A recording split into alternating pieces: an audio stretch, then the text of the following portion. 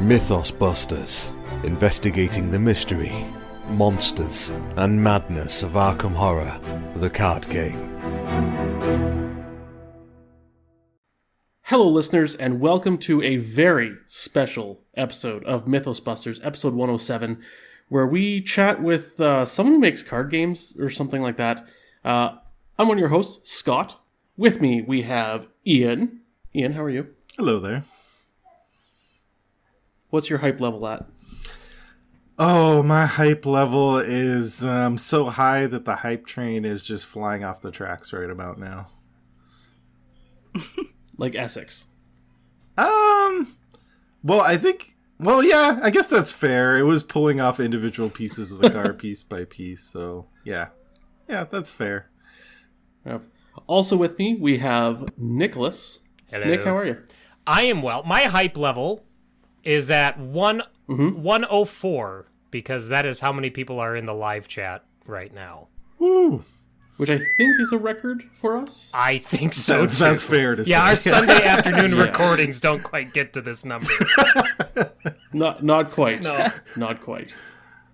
And then also joining us, a very special person you may or may not know. She designs Arkham Horror, the card game. It's MJ Newman. MJ, thank you for joining us. Hi, thank you for having me. Always a pleasure. Awesome. For this show, we're going to keep it high and tight with all the extraneous stuff, because I know that everyone here basically just wants to start talking about Edge of the Earth, which is the new expansion that just got announced for Arkham like 36 hours ago-ish. And MJ's here to talk to us about it. So we'll run through our little show intro, talk some Patreon stuff, and then pretty much get right to the meat of it. Ian, what Arkham have you been playing this week? Pretty much Maelstrom, because that finally came out for the US, and so I think I ran like 4 of my campaigns through, and most of them were pretty successful. But I quite enjoyed it as the scenario finale. We'll talk about it more later, obviously. But yeah, I was quite satisfied with the finale of Innsmouth. Maelstrom is very satisfying. Mm-hmm. Yep. For my week, Sean and I have continued our playthrough of the Dream Eaters campaign, with myself playing on the Waking side, Carolyn, and Sean playing Amanda, and we did actually quite well in, oh goodness, it's the scenario I always forget. It's the third one on the Waking side. Point of No Return. No, Dark Side of the Moon. Nope, that's Dream Side. Oh, right. Yeah. The week before we did that one, and both went really eerily well. So I'm thinking we're just going to get absolutely thrashed in the finales for both sides. So I legit always forget the name of Point of No Return, because that wasn't its title for most of development. Oh, really? Oh, shit.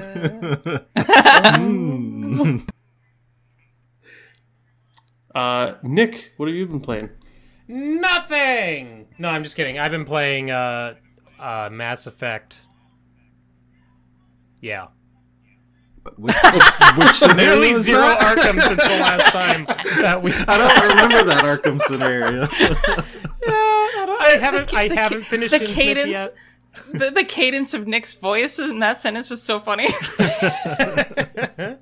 No, I haven't finished Innsmouth yet. I still have to record my picking the pieces back up of my expert achievement hunter run. So I have stuff coming up. I just haven't gotten to it yet because I have a galaxy to save. That's fair. That's fair. Yeah. It's just in the future instead of the past. Right. Right. MJ, are you allowed to tell us what you've been playing in Arkham? In Arkham? No. I mean, I've said that. I think I've said this before, but I basically only playtest. Like, I never get to actually just sit down and play Arkham. Right. Like, I'm only ever playtesting. Because if I'm going to play Arkham, like, I might as well do some work, you know? Mm-hmm. Do you ever have it where Jeremy will design a scenario and you get to kind of, like, play it for the first time and experience it? Oh, yeah. Any scenario that Jeremy designs, the first time I play it, I'm basically going in blind. But it's very different when you're playtesting because it's like an alpha version and it's really rough. Right. And same thing goes with any time I design it. Like the first instance of I really feel for the playtesters because they play the version of the game that kind of sucks. Mm-hmm. And then like refine it into the version that is good that you guys get to play. Do you ever hold contests for who can draw the best custom art for playtest cards? Oh, that's Nate. That's just Nate. That's like Nate's favorite thing to do. Are you kidding me? Have you ever seen a Nathan French original? It's out of this world. He signed one of my Game of Thrones cards once, and it was the heads on pikes. Oh yeah. And it was the one with him. Yep. And Yep. He drew a little character. It was very good. He basically draws on everything.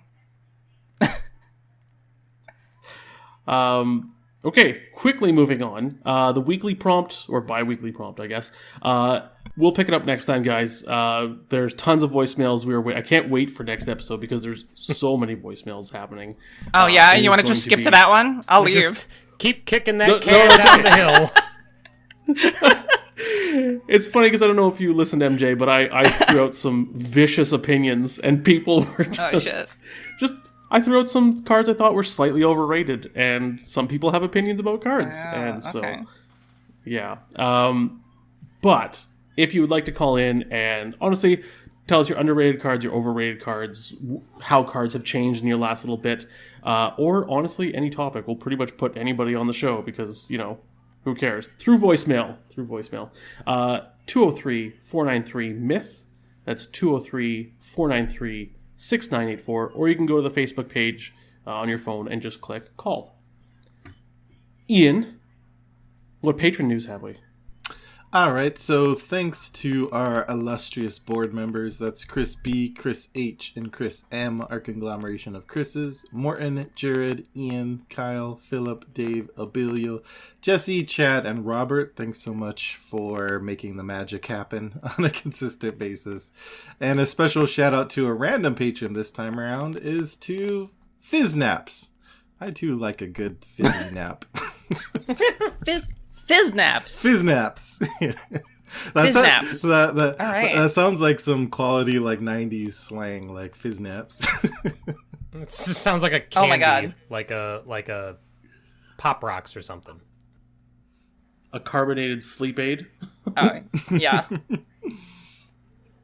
And that's it for patron stuff. And this time around, we'll do more extensive patron stuff next time around.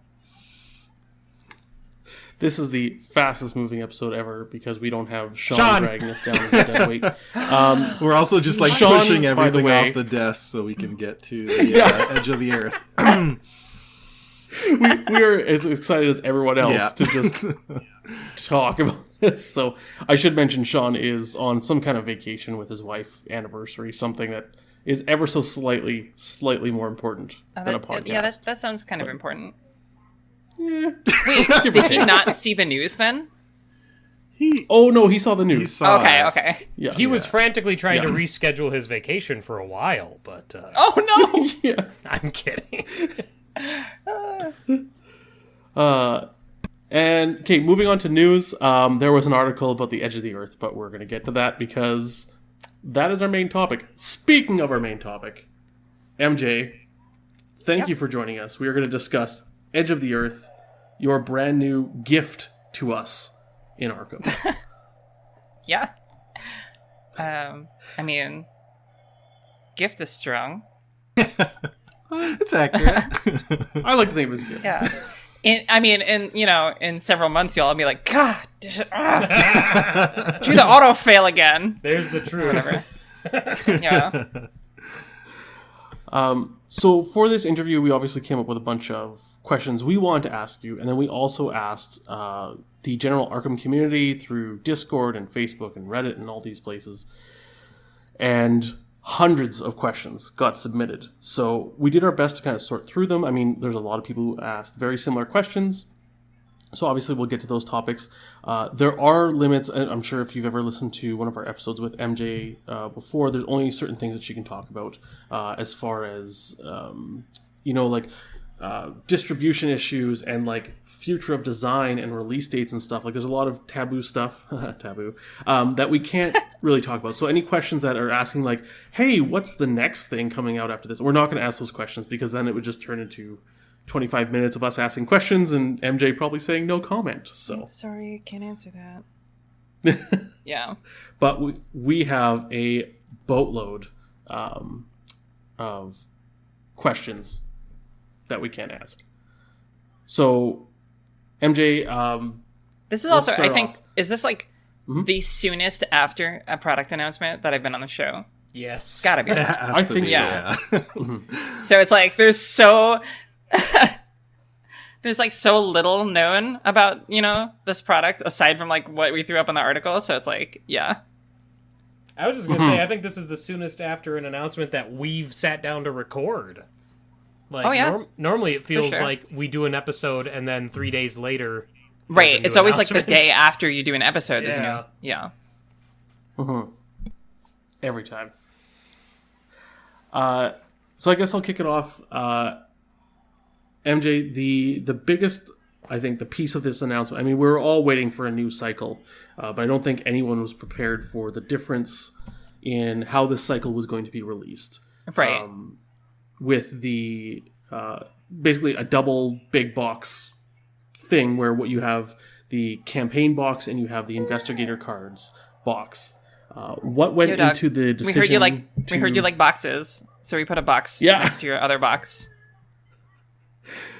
Sorry, I thought that joke was funnier than it really was. I mean, I've seen many jokes about boxes lately, but people are just like, my storage solution doesn't work anymore. What went into the decision to switch away from Mythos packs into 2 big boxes?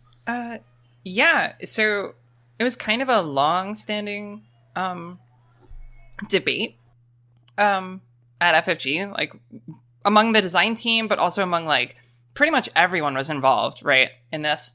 Executives, production, like, every facet of FFG had to sort of be on board. And it was kind of a debate all the way from the very beginning of the game. And I think that like the Mythos pack model really helped the game in its early life. Getting people invested in the story, feeling like a monthly, chapter in like this ongoing living story, and keeping everybody engaged. But over time, as everybody knows, there have been quite a few products. I mean, we're talking 6 cycles, right? I think, with Innsmouth, each with 6 Mythos packs and a deluxe box. So that's many, many, many products, and it becomes a sort of a burden. It starts to like bear down its weight on the product line, and that's an issue. Over time, in the beginning, not so much, but over time, definitely becomes an issue. Stores find it difficult to carry and hold. I mean, even just to hold all of the products for Arkham Horror the card game, you need like an entire shelf, right, devoted to it. Which is kind of cool for me when I walk in and I see that there's a whole shelf devoted to it. But like, very often you'll go into a store and you'll see, they have the Path to Carcosa and the first 3 packs, and then they're missing packs 4 and 5, and then they have pack 6, and it's like, ugh, So yeah, it's good for the retailers. It's easier for us. It's easier for distribution and shipping. And it lets us on the developer side do some funky stuff that we wouldn't be able to do otherwise. Yeah, I feel like it must have been an interesting or maybe even challenging transition, because anyone who's been playing LCGs for a while, like, it's such a part of the DNA, like whether they were adventure packs or Mythos packs or data packs, like there were just different names for the same thing, but now it's like a whole new world basically. And like anytime you make a change like this, right? Anytime you make any change, it's always a challenge for marketing, for graphic design, for everybody to get the message across, right? Would have been very easy for it to be just a jumble and very confusing, especially if you're a new player coming in like right now. You're probably like, whoa, why is everyone so, why is everybody talking about this change? Like what's different? I don't understand. You know what I mean? Right. And Fantasy Flight, not so much Fantasy Flight Studio by itself, but Asmodee, we're a pretty big company, and sometimes like big changes like this, they require a lot of imagine like you're steering a huge ship, and if you're off course and you have to steer on course, like it's not instantaneous, right? It takes a while.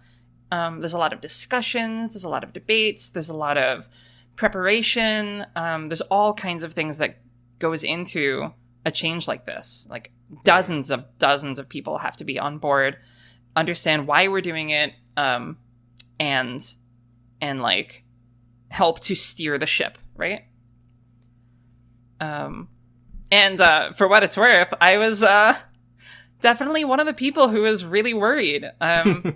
I was probably one of the biggest proponents of the Mythos pack model, so my foot is very squarely in my mouth right now. I'm eating a lot of crow, but in a good way. I'm very happy. So are there any advantages of the Mythos? Because you just said that you're a big defender of the not defender because it's not a bad model, but are there any advantages to the Mythos? I think defender is the right word to use. That you think are going to be lost? There's definitely cons. I'm not going to be upfront about it because it's pretty self-evident, I think. Sure. For me, and I know it's different for everybody, right? For me, I think one of the coolest things about the Mythos packs was that the player base was engaged in the story in a way that, like, every 4 weeks they have a new content drop and they get to experience not just like all the new cards in that pack, but also this new chapter of this ongoing story. So, gone are going to be the times of threads that are like, what do you think is going to happen next? Like, what do you think is going to happen in the next chapter of the story? It's like, we know because we've played it, It's very much, I liken it a lot to the difference between like Netflix and, traditional serialized television, right?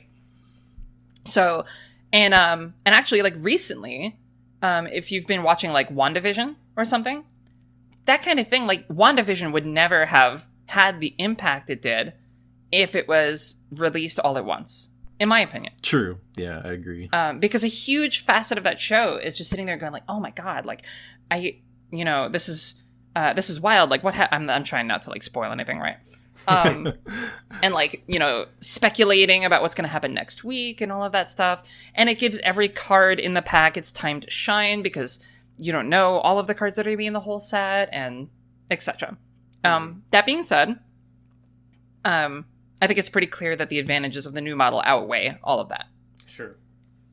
I mean, I agree. to me, it's kind of like there's pros and cons to both. If you were going to put them on a scale, it would, this outweighs the other one. But, there will always be parts of the Mythos packs that I will miss, for sure. And that's fine, because that's kind of like, it's a new era for the game. Right. And that's a good thing. Yeah, it's funny, because I know when we had idly discussed this in the past, because I know Nick was a big proponent of, like, I'd rather just have, like, a couple big boxes, and I was more on the side of defending Mythos packs. Like, I need my monthly dose of excitement. But it's weird because when this was announced, I was more excited than not because I immediately saw some of the possibilities. So, what are some of those advantages of this new model? Because you were mentioning the pros. What are the big things that stand out to you? Well, there's a lot of advantages from a lot of different angles. So like, obviously I kind of mentioned for retailers and for distributors and stuff like that, it's way easier to move, 2 products per cycle than 7.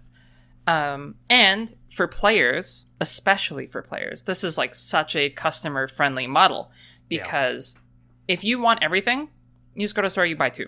That's it. Yep. You don't have to like wait. You don't have to like worry about missing a pack and then like you have to go on eBay and like get it for twice the price or whatever.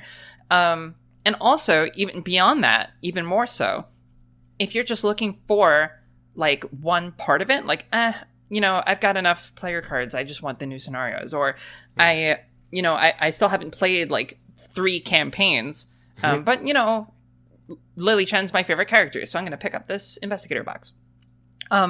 It's also really good for groups that are pooling their money to get like a group of stuff. Like, let's say that you're a group of 4 people who each want their own play set, but you're all playing together every time, right?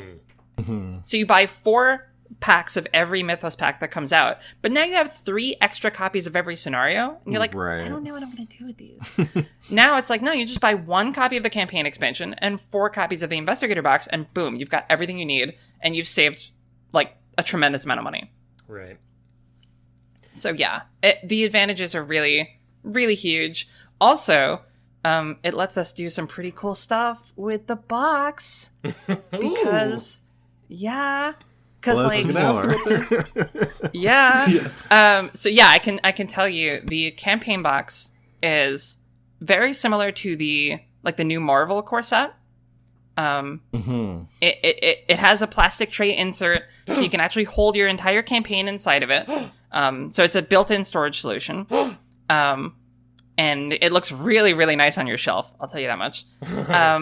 The campaign guide inside is spiral bound. Which is oh my God. Freaking awesome. That's the best. Like, you could have done the Mythos packs and just released that, like, just about, and I would still be like, my least favorite thing about Arkham is all the loose leaf paper I got around the top of my cards. Yeah, no more unfolding, kind of like, repeatedly folded sheets of paper, or printing off the PDFs from our website. You can just, and of course we'll still offer that on the website, but. Sure.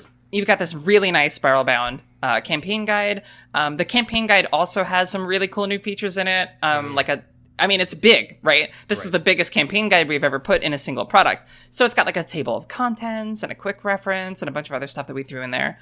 An achievement list, right, built in. Stuff like that. It's really cool. Yeah. That'll be great for me in 10 years when I finally get to Edge of the Earth. I think the achievements in Edge of the Earth are my favorite. Oh, great. For sure. I can't wait to tell my grandkids about that. I just want to say that this double box format is perfect for someone like me because I am never more excited to play Arkham than when I just finish playing Arkham. Like, when I finish with Scenario 2 of a new campaign, that's when I am the absolute most excited for 3. And it's very common. I just mentioned it earlier, how I'm not even done with Innsmouth yet because my excitement just dwindles. You know what I mean? And there's so many other things competing for attention. So the ability to buy, now I say that, and let's take bets now to see if I play this whole campaign through before, quicker than I do my other campaigns. But, anyway, I really love this. I'm so excited for this format. I'm so happy that you all decided to do this. I think it's great. And God, campaign guide. I think I do have to mention, I think the other downside is for content creators like you, you're not going to have that steady drip of new spoilers and cards and content and scenarios to talk about. So it might be more challenging for you and for YouTubers and stuff like that to spread that content over the course of, several months or whatever. Kind of, but at the same time, like I was just thinking about this today. We kind of, with a big box format like this, we can kind of be like, oh, let's just do the next scenario for this episode or the next 2 scenarios. We don't have to worry about did everyone have time to get it and play it and spoilers and all that because everybody got all the scenarios at the same time. So there's a silver lining there at least. But I agree. I almost feel like too, like it because there's sometimes where we feel pressured to like, oh, we have to do the next scenario pack because we're getting a certain amount behind. Where this just, it's like, well, we have a year, and so now we can just like, oh, we have a great idea for an episode that's like fun or like audience participation or whatever. But it's like, oh, we have to do the next pack. Like now, it's just like, no, let's do Just it. You know, schedule it out. Yeah. Yeah, that makes sense. I think that makes sense. I think we've also really proven our ability to turn almost anything into 2-hour plus episodes. So I think we'll be fine. We'll be fine. Yeah, it's that, and also like, you know, I want to be upfront about it because I know that it's sometimes a challenge if there's like, you know, what I guess people would call like a content drought, right? And I'm hoping, I hope that the campaign provides enough content that everybody can play it like many times and like really get their fill of it. And by the time they're feeling like, okay, I think I've finally gotten everything I can get out of this campaign, like that's when the new one comes out. But who knows? So I just want everybody to sort of plan for that, right? And like, be aware that there's going to be a longer gap between content. That's just the way of this new model. I mean, basically, the amount of content in these 2 boxes is the same amount, roughly, as a full cycle was before. You know? So you should think of it in that way. Yeah, if that makes sense. Cool. Quick question from chat. I don't know if you can answer this. That seems basic. It's from Josh, the lab guy. We'll see. The plastic insert, can it hold sleeve cards? Do you know? Is it the same? I believe as the, so. Yes, I believe the so. Marvel one. It's similar to the Marvel one. It's a little taller because it has the spiral bound book, which is like, you know, dozens and dozens of pages, which Marvel does not have. So it's a little taller to accommodate that.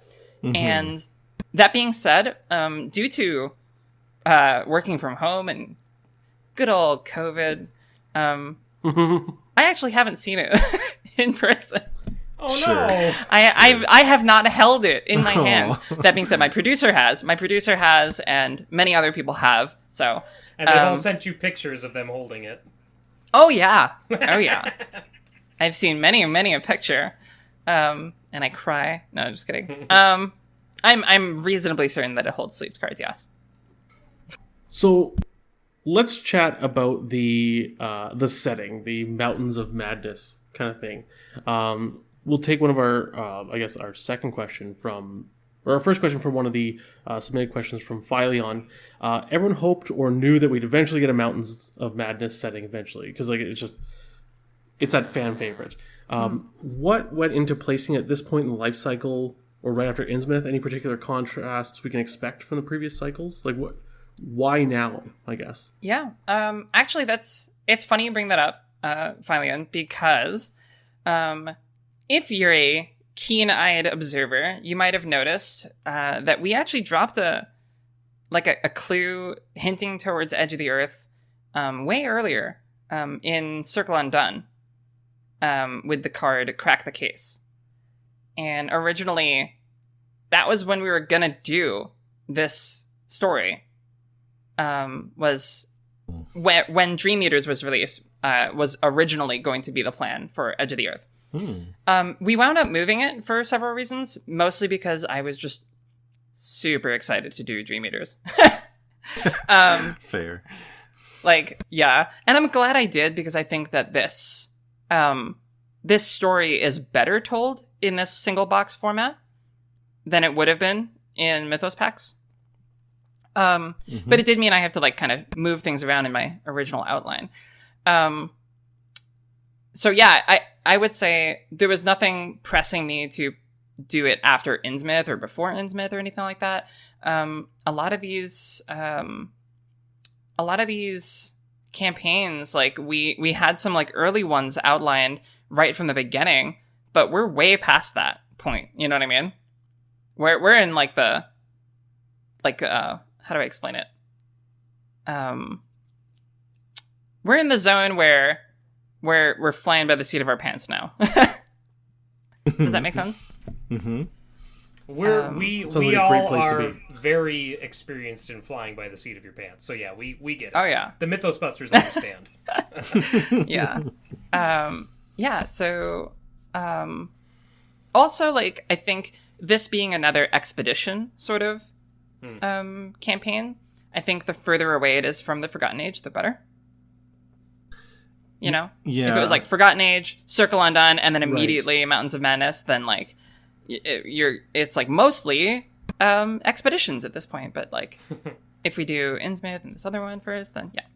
Yeah, I was just going to say that kind of brings us to one of the other questions we had. And obviously you can't talk about some of the stuff that hasn't been spoiled yet for the campaign. But just in a general sense, how did you approach trying to, since we have like had an expedition wilderness type campaign in Forgotten Age, how did you go about trying to differentiate this one from that?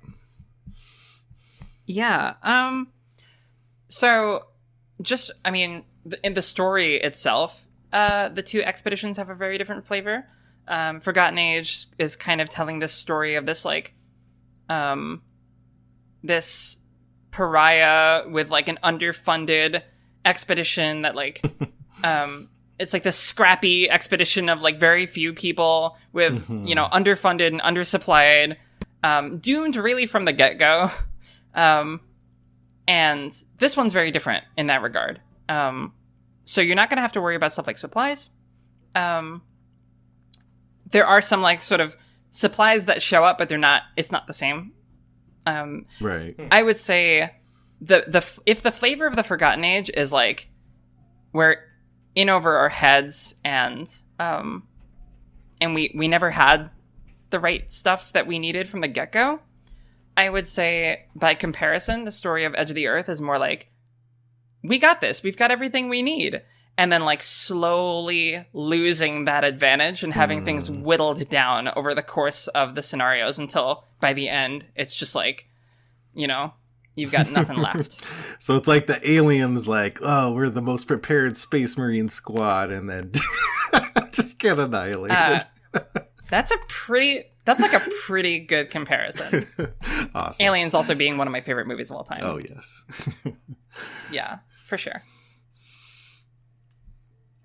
Were there other influences or inspirations besides Mountains of Madness going into this campaign? Like aliens, for instance? Yeah. Nothing else specific that I would say, except for, like, I wanted to capture the feeling of, like, in a horror movie, when you have this big cast, right? You start off with this really big cast, and you learn about their interpersonal relationships, and you learn all about these characters, and you get to know them, and you get to really admire them and love them, and then you slowly watch as they get picked off, you know what I mean? Yeah. Like, I think that's, like, my favorite thing in like, a horror movie.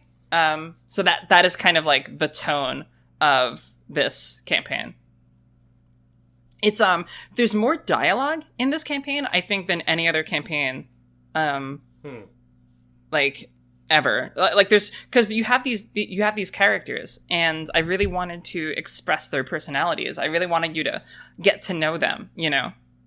And that's one of the cool things about the replayability in this campaign, is that you might learn more about them, each time you play, you know?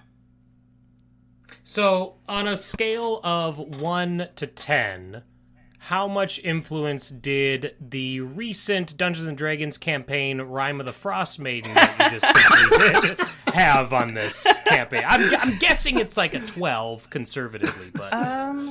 Let me think. Because we started in, what, September? September, yeah. August? Yeah. So we were finishing up Edge of the Earth around the time that we started Rime, I think. No! Just missed it! Just missed it. Sorry. So I would say nothing. Damn it! Well, negative 15. Oh yeah, there's a character who's straight up called Runa. No, I'm just kidding.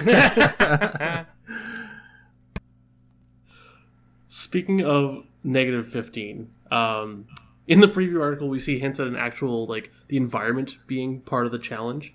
Can you talk about how big a role does the cold take in competing with the horrors we're used to? Like, what's scarier, the environment or what the environment hides, I guess?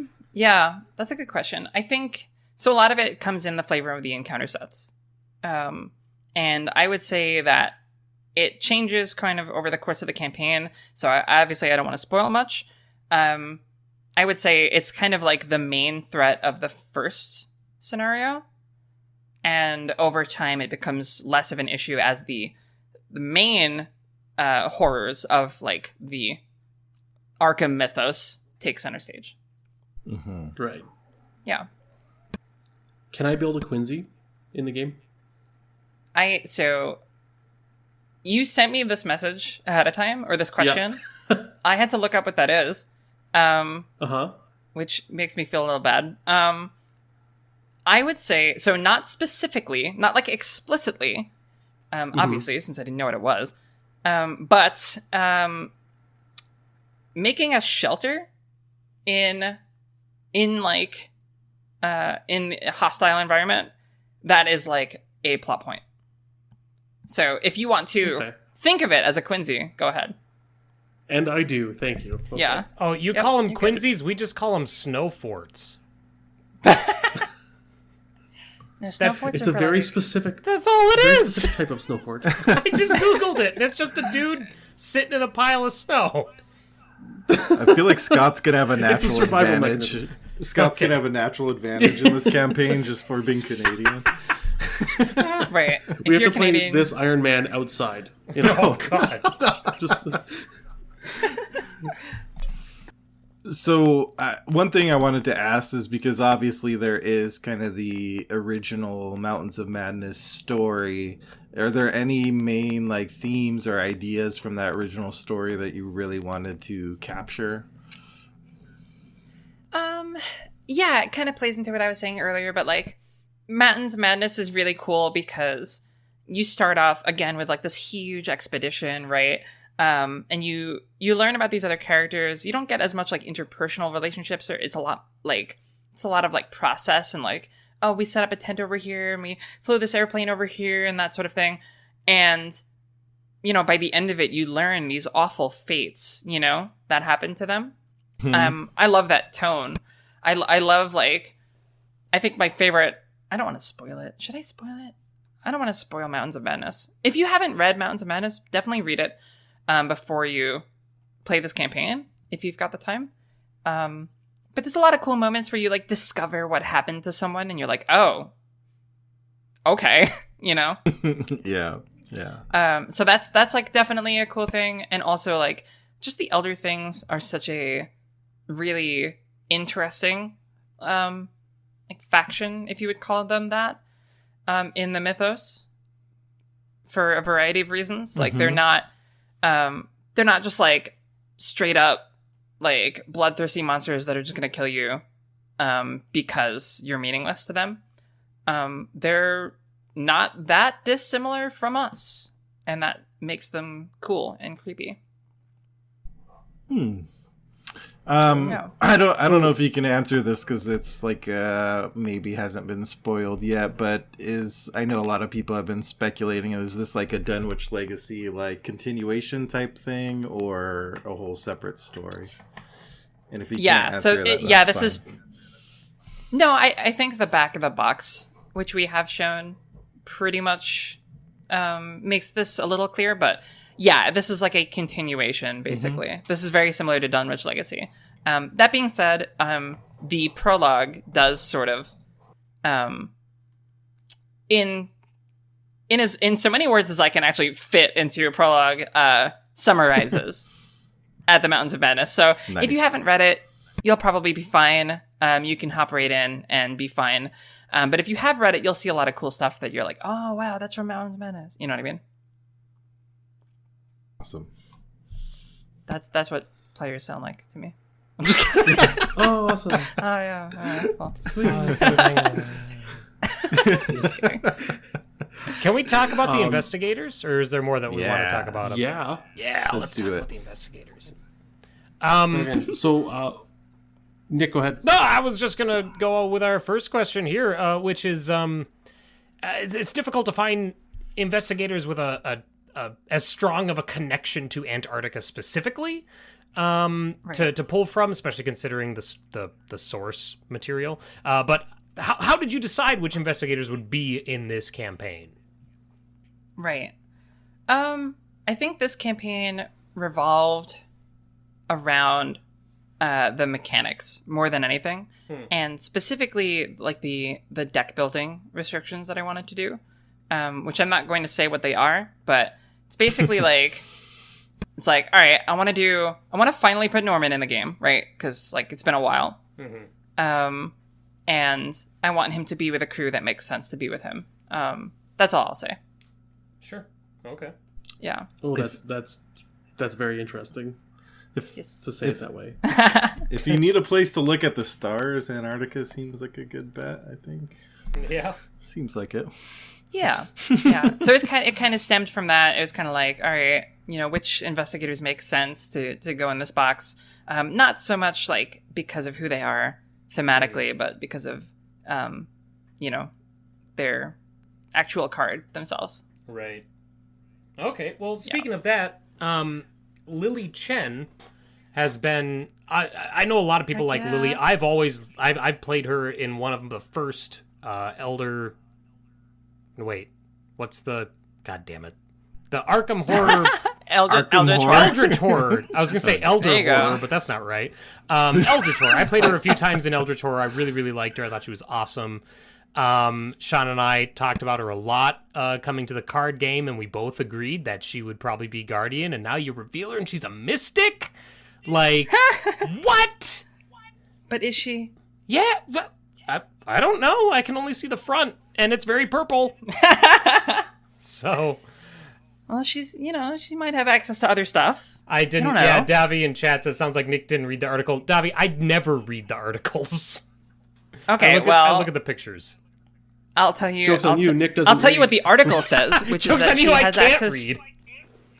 She has access to high-level Guardian cards, Nick. Okay.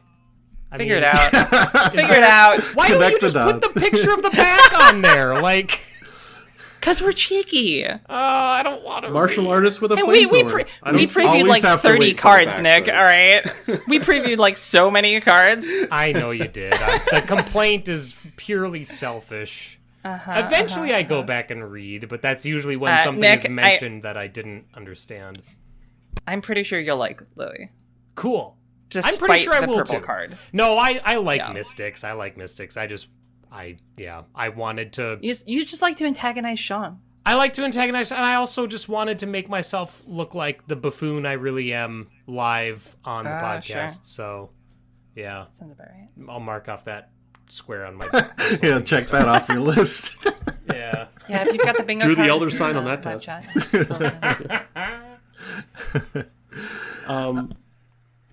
MJ, any hot tips for playing or building Lily that you can... Can you talk much about that yet? I can. But... Well, I mean, we revealed kind of Lily's deal, in a way. Mm-hmm. So I think the cool thing about Lily, which really stemmed from like why we did Lily the way we did, is you can build her in so many different ways. Unlike a lot of like I put out a couple months ago, I did that blog entry that was all about investigators and like. One of the big things is like we want each investigator to sort of fill a role, right?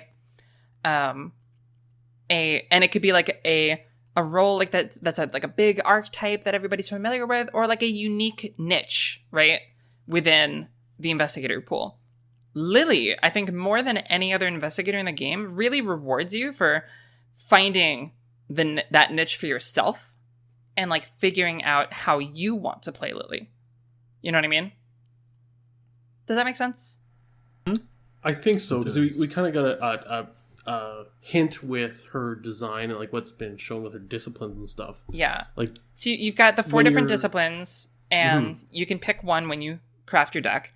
And not only does it provide you with a really powerful ability that you can use probably a few times per game, but it also provides you with a stat boost. So right off the bat, you're sort of customizing your version of Lily, and then you get more disciplines as you level up. And also because of the way that her deck building works, you can really kind of push her towards a couple different play styles. So I like to do like a really high agility, high combat Lily, where you're using agility and combat together, and you kind of feel like a monk from D&D, where you're doing like flurry of blows and you're hitting like 5-6 times in a turn, you know, like whap, whap, whap, whap, whap, whap, whap. Speaking to me. Or you feel like Chun-Li in Street Fighter or something, where you're really fast and agile. But I've seen other Lily builds that are like totally different. One of our playtesters had like a really sick like Blessed Lily build that was a lot of fun to watch with like Holy Spear and stuff like that. It's really cool. There's so many different Lily builds. It's going to be great. I'm excited to see what people do with it, because I'm sure that within like 2 weeks, someone will have some build that I didn't even remotely think of. You know what I mean? Yeah. It's interesting because I remember when Nathaniel first came out, I kind of thought in my head, like, his ability is kind of similar to what I thought Lily's would be when she came out. This focus on kind of like damage events as opposed to weapons. But now that I've seen Lily spoiled, I kind of got that same vibe of what you're mentioning, that she seems like a versatile kind of fighter. Like, you can pick lots of different approaches to taking on enemies. Yeah, and like, if you do if you took a Nathaniel deck and basically like turned it into a Lily deck, like that would work fine.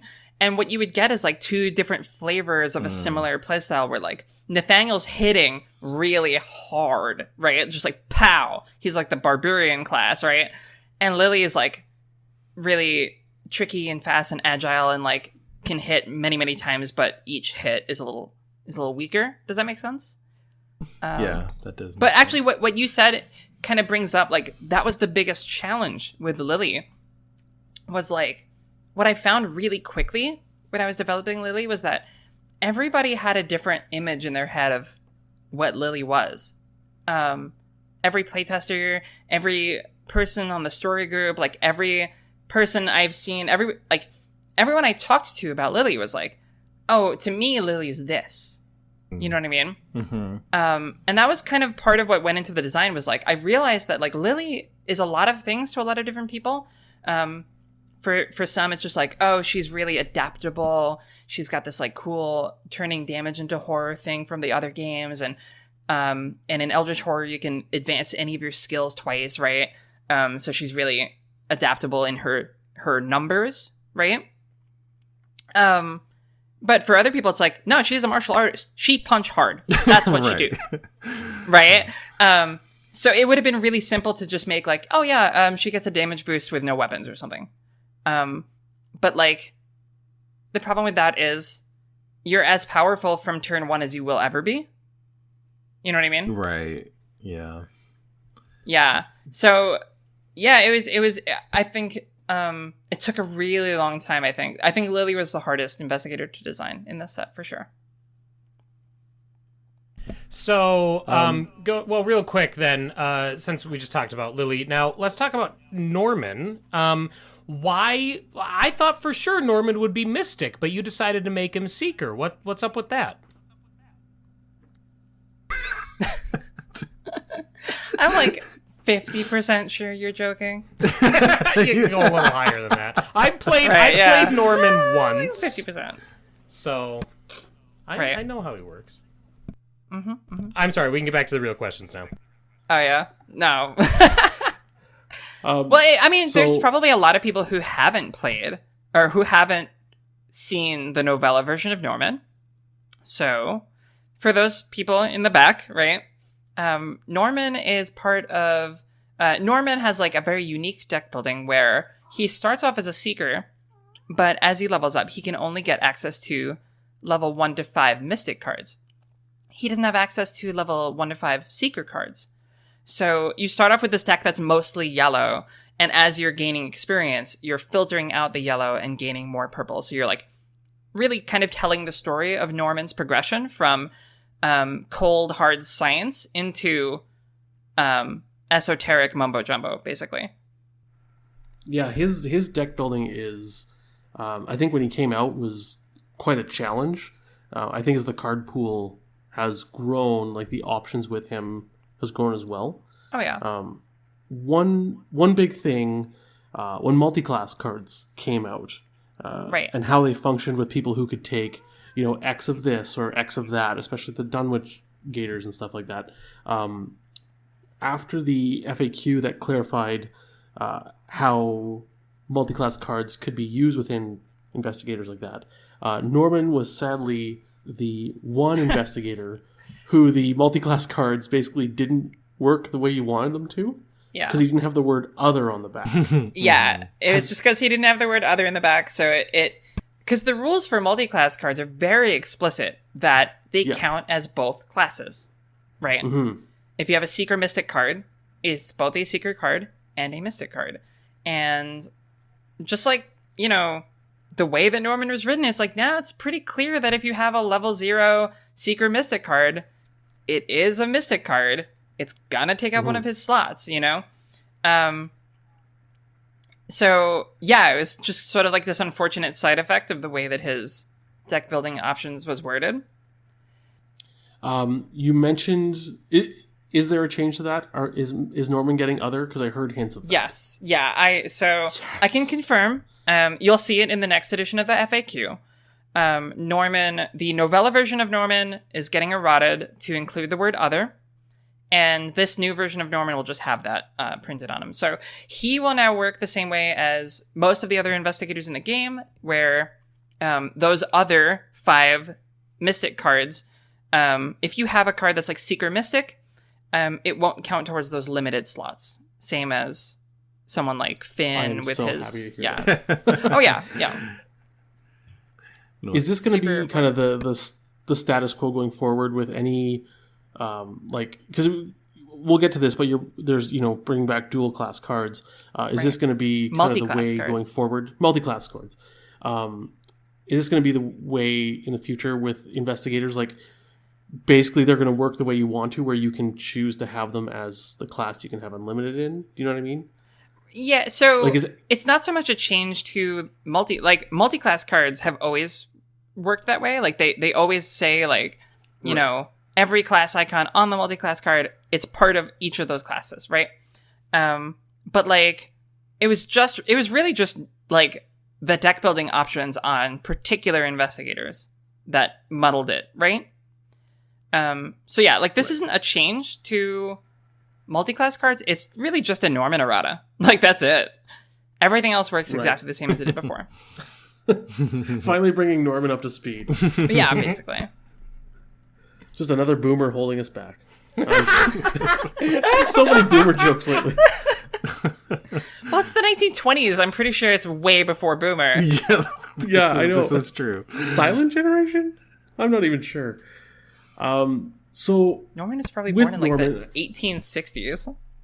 Did they have generations back then? I'm not even sure. So when you're designing a signature for investigator that has had a novella come out, or when you're I guess this is a generalist question, right? Or making replacements for when Roland came out and Jenny in the novellas.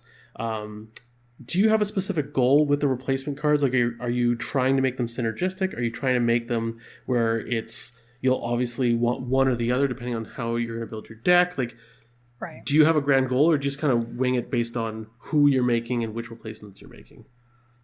So actually, believe it or not, whenever we were doing a novella character that was a new character, right? So Norman, Carolyn, if the novella came out before the character's actual release, Gloria. We actually designed the replacement cards and their original, their actual cards together. So Norman's signature cards that you see, they were basically designed alongside Split the Angle and Vengeful Hound. Obviously, they went through another round of playtesting. They got some changes. They weren't exactly the same, but essentially they were, prototyped all the way back then. And that's how we know, we can confidently write, these are the names of these two cards, you know what I mean? Yeah. On the back of the novella card, because we know roughly what they're going to do. If it's a character that already exists, when we did the Jenny and the Roland novellas, that was a bit different, because obviously those characters already existed. So it was a bit all right, what other cool things would this character like to have, But yeah, for Norman, it was let's design 2 cool signature cards and 2 cool weaknesses, and we'll split them up. And it was basically split up based on the plot points in the novella. So, like, Norman in the novella got Split the Angle and Vengeful Hound because those tie directly into that story. Dexter got Molly and Yastaroth because those are characters that appear in that story. Does that make sense? Yeah. Yeah, totally. I thought for sure you would have done it like, okay, these are cool, but these other two are really cool, so we're going to put these in the later product. I mean, in some instances, I would say maybe that is how it turned out, but in other instances, not so much. Sure. I would say that the replacement Silas signature cards are extremely popular. You know what I mean? Oh, sure. And, like, really cool. But as much as I love the harpoon in the net. Silas is one of those investigators, much like Roland, where there's no reason not to play with everything.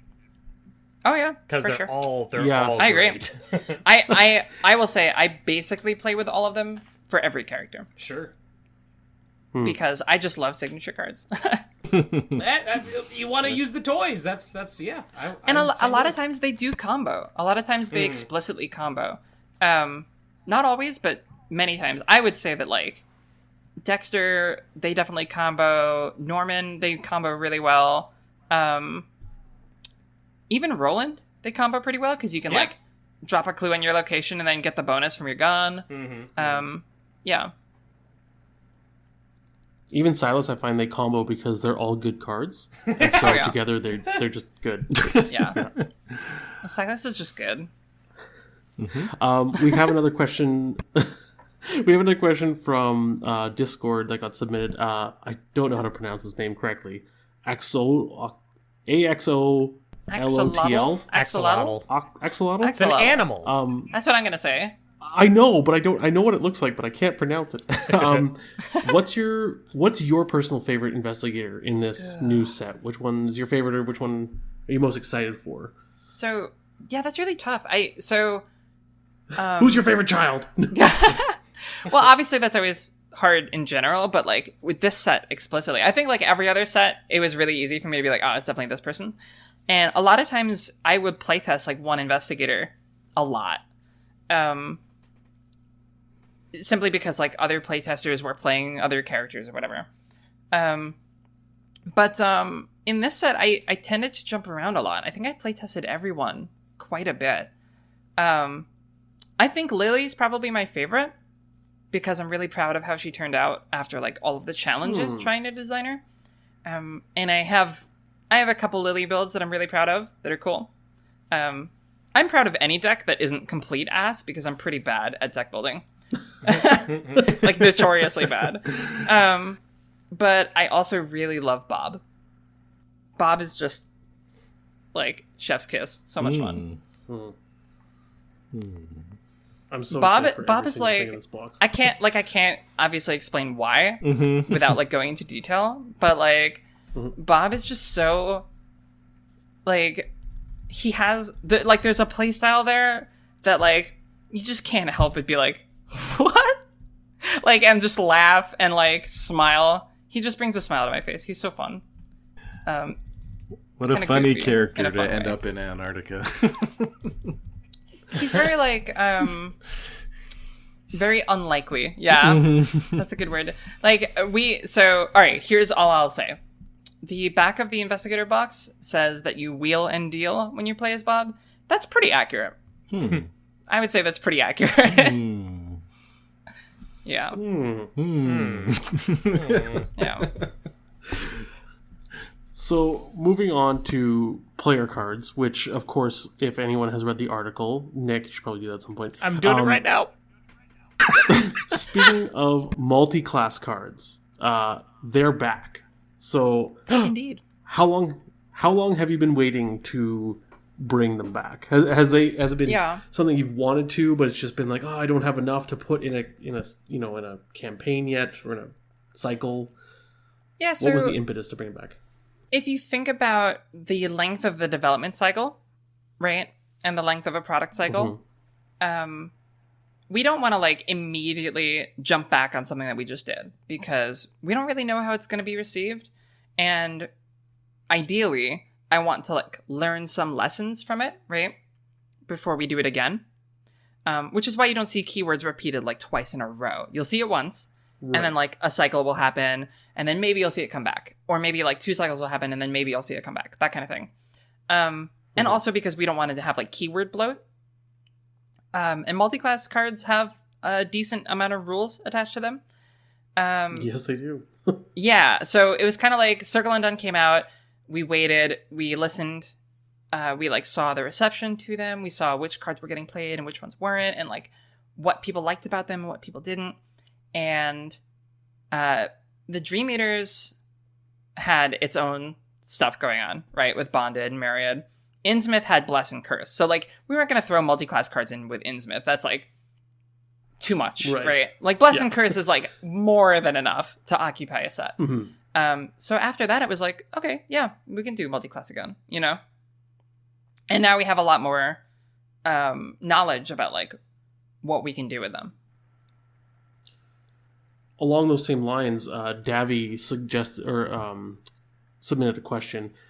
He wanted to hear more about the higher level multi-class cards, because this is the first time we've had them, because they would always like divide off, but we have leveled up ones now.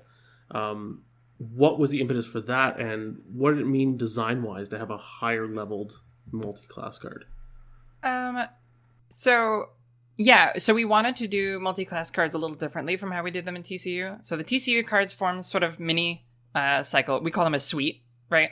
A suite of cards are a bunch of cards, probably from different classes that all operate in a similar way. So like the Myriad cards are a suite. All the multi-class cards in TCU are a suite. We didn't want to just repeat that for a number of reasons. But also, like, yeah, we wanted to throw some higher level multi-class cards in there, especially in this set with characters like Norman, who have access to like higher level cards from one class, right? Because that makes it really interesting. It makes it like a really cool puzzle of like what cards I have access to and what cards I don't. Does that make sense? Yeah. Yeah. Very interesting. So like if you have a level 4 Seeker Guardian card, right? This is hypothetical. I'm not saying that there's a level 4 Seeker Guardian card in the set, but hypothetically, if there was, like all primary Guardians could take it, all primary Seekers could take it, but like Norman couldn't, and that's really interesting to me. But if there was a level 4 Guardian Mystic card, Norman could take it, you know, and like that's kind of cool. I think that's really neat. What you won't see as much of in this set is the cards that like morph or split off. That was like the TCU version. And now, so kind of what you're saying is this is just when a card would fit as a multi-class card, you just make it. You're not making necessarily a mini suite. Right. Of it, like yeah. Exactly. Tennessee Sour Mash. You're just like, here's a card because it of course it's Seeker Guardian or something. Yeah, and also like what we tried to do with this set is there's a decent amount of multi-class cards in this set. And one of the cool things about it is we tried to create like little mini themes for each combination, right? So like Seeker Guardian cards are about this, and like Seeker Survivor cards are about this. You know what I mean? Does that make sense? Yeah. My favorite in the set being the Rogue Guardian cards, in my opinion. Oh, really? Yeah. Yeah, and it's a little bit like, you know, what's a common thread between these two classes, you know? The ones from TCU are really cool because they have that like evolution, but they were really challenging to balance and to design because it was very much like, okay, this gold card needs to do something that is very, very mechanically both of these classes so that when we split it, it can like have a discernible difference. You know what I mean? And that I would say that led to some of them being, and they were all level 3. Like that always bites me every time I design. Like, all right, all these cards are level 3. It's always pretty tough to get them to actually be the same power level. You know what I mean? So this is about a lot more free form, which I think allows for just like stronger card design. Hopefully. Tim Fiskus submitted a question. Actually, kind of a couple. I'll read them because they're kind of along the same theme, I think. Sure. First of all, he shouts out to you, MJ Innsmouth rocked. Tell her I'm super pumped about the state of the game right now. So there you Yay, thank you. go. Do you recommend adding all the player cards to the available pool for deck building right at the beginning of the campaign, or adding them piecemeal throughout? Is there any sort of list that indicates which cards would be better for later campaign additions? This question is much thematic as it is functional. One thing that he's going to miss is about the chapter packs Mythos packs. Right. Is the gradual release and fleshing out of mechanics as the cycle progresses. Yeah, that's a really good question, because it is definitely like it's both a pro and a con, right? Like pro, you get all the cards at once. Con, you get all the cards at once. Like you can't use them all. It's physically impossible to use 250 new cards, 230 new cards in a single campaign, even if you're playing 4-player. So yeah, I don't know how to really answer that, because it is definitely like there's a higher risk that a card will get left behind, that you'll never get to play a certain card. Because I think if you're like a hardcore Arkham player and you're playing from the start of a campaign as it's being released, it's pretty common to like have 3 campaigns running at the same time, right? Or more. So you're seeing a much greater portion of the card pool. But if you're playing Edge of the Earth and you just like Iron Man it in like 2 nights or whatever, yeah, you're not getting that same experience. So like 2 nights, right? Yeah, I don't know how long it's gonna take you. So I think what I would do is I would find a portion of the card pool that interests you, right? Like open it up, read through some of them, be like, this card's really cool. I like this, and I really want to play this character, and like really like go ham on those new cards with that character. And then the next time you play, pick a different subset, right? And do those. And maybe don't integrate them into your greater collection until you've kind of given them all a bit of a shot. It might make your decks a little weaker, but I think it's more fun. In some ways, I almost feel like it kind of...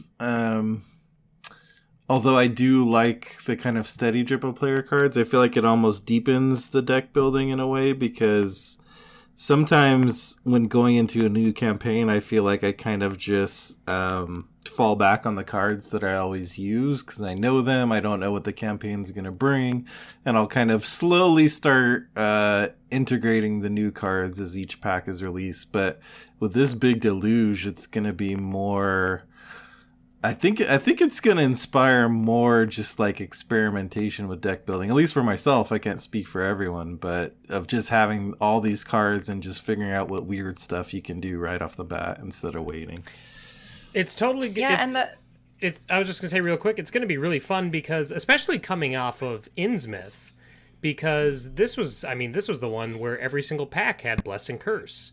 And so, Of course, you wanted to use the ones from the main box and from the first couple packs as soon as you got them. But when you did so, you're kind of like, oh, man, these are great. But imagine if I had the rest of them. You know what I mean? So it'll be really fun to have that ability to fully explore the player cards in a full campaign right out of the gate. Yeah. Yeah, and the other cool thing is the presence of the multi-class cards means that there's a lot more investigators can take each of them, right? Mm-hmm. Like if you just have a Guardian card, it's like, all right, Guardians can take it, and anyone who has access to Guardians can take it. But if it's like a Guardian Mystic card, then it's like that doubles the amount of people who can take it. So yeah, there's going to be a lot more. It's going to open up a lot of builds. Right. What was there's something else I was going to say regarding that. Oh, I guess the other cool thing about Arkham is because of the experience system. You open up the box and build your deck for the first time. Maybe don't even look at the higher level cards, right? Like look at the level 0 cards, throw those in, start building with those. And then as the campaign opens up and you earn experience, then you can start integrating the rest of those. That's one way of potentially doing it. So moving into the campaign, because I think a lot of people are super excited about this, this obviously had the most amount of submitted questions to the point where, yeah, we have dozens, but a lot of the main themes are, a lot of people are asking the same things. Sure. So the Black Horror, or Jesse, wants to ask, it might be premature, but I'd like to ask MJ how releasing a campaign in this new format expands her options when designing a campaign. Oh gosh. Yeah. It's really freeing. Like it's not having to design to 60 cards each pack. The 60 cards per pack is one thing, and like the 8 scenario structure is another thing. That always made it kind of tricky sometimes. Like sometimes you have to sort of like really kind of work to get a scenario out of a particular part of a story outline, right? Many memes have been formed of the let's go to where the witches are, right? Part of the Circle Undone, which I think is hilarious. I think that the story as a result is a bit tighter. And it's also like we can do some just cool stuff. Like one of the first things I did when I knew that we were moving to this format was I wrote down all of the things that we can do now that we could never do before, right? So stuff like scenarios that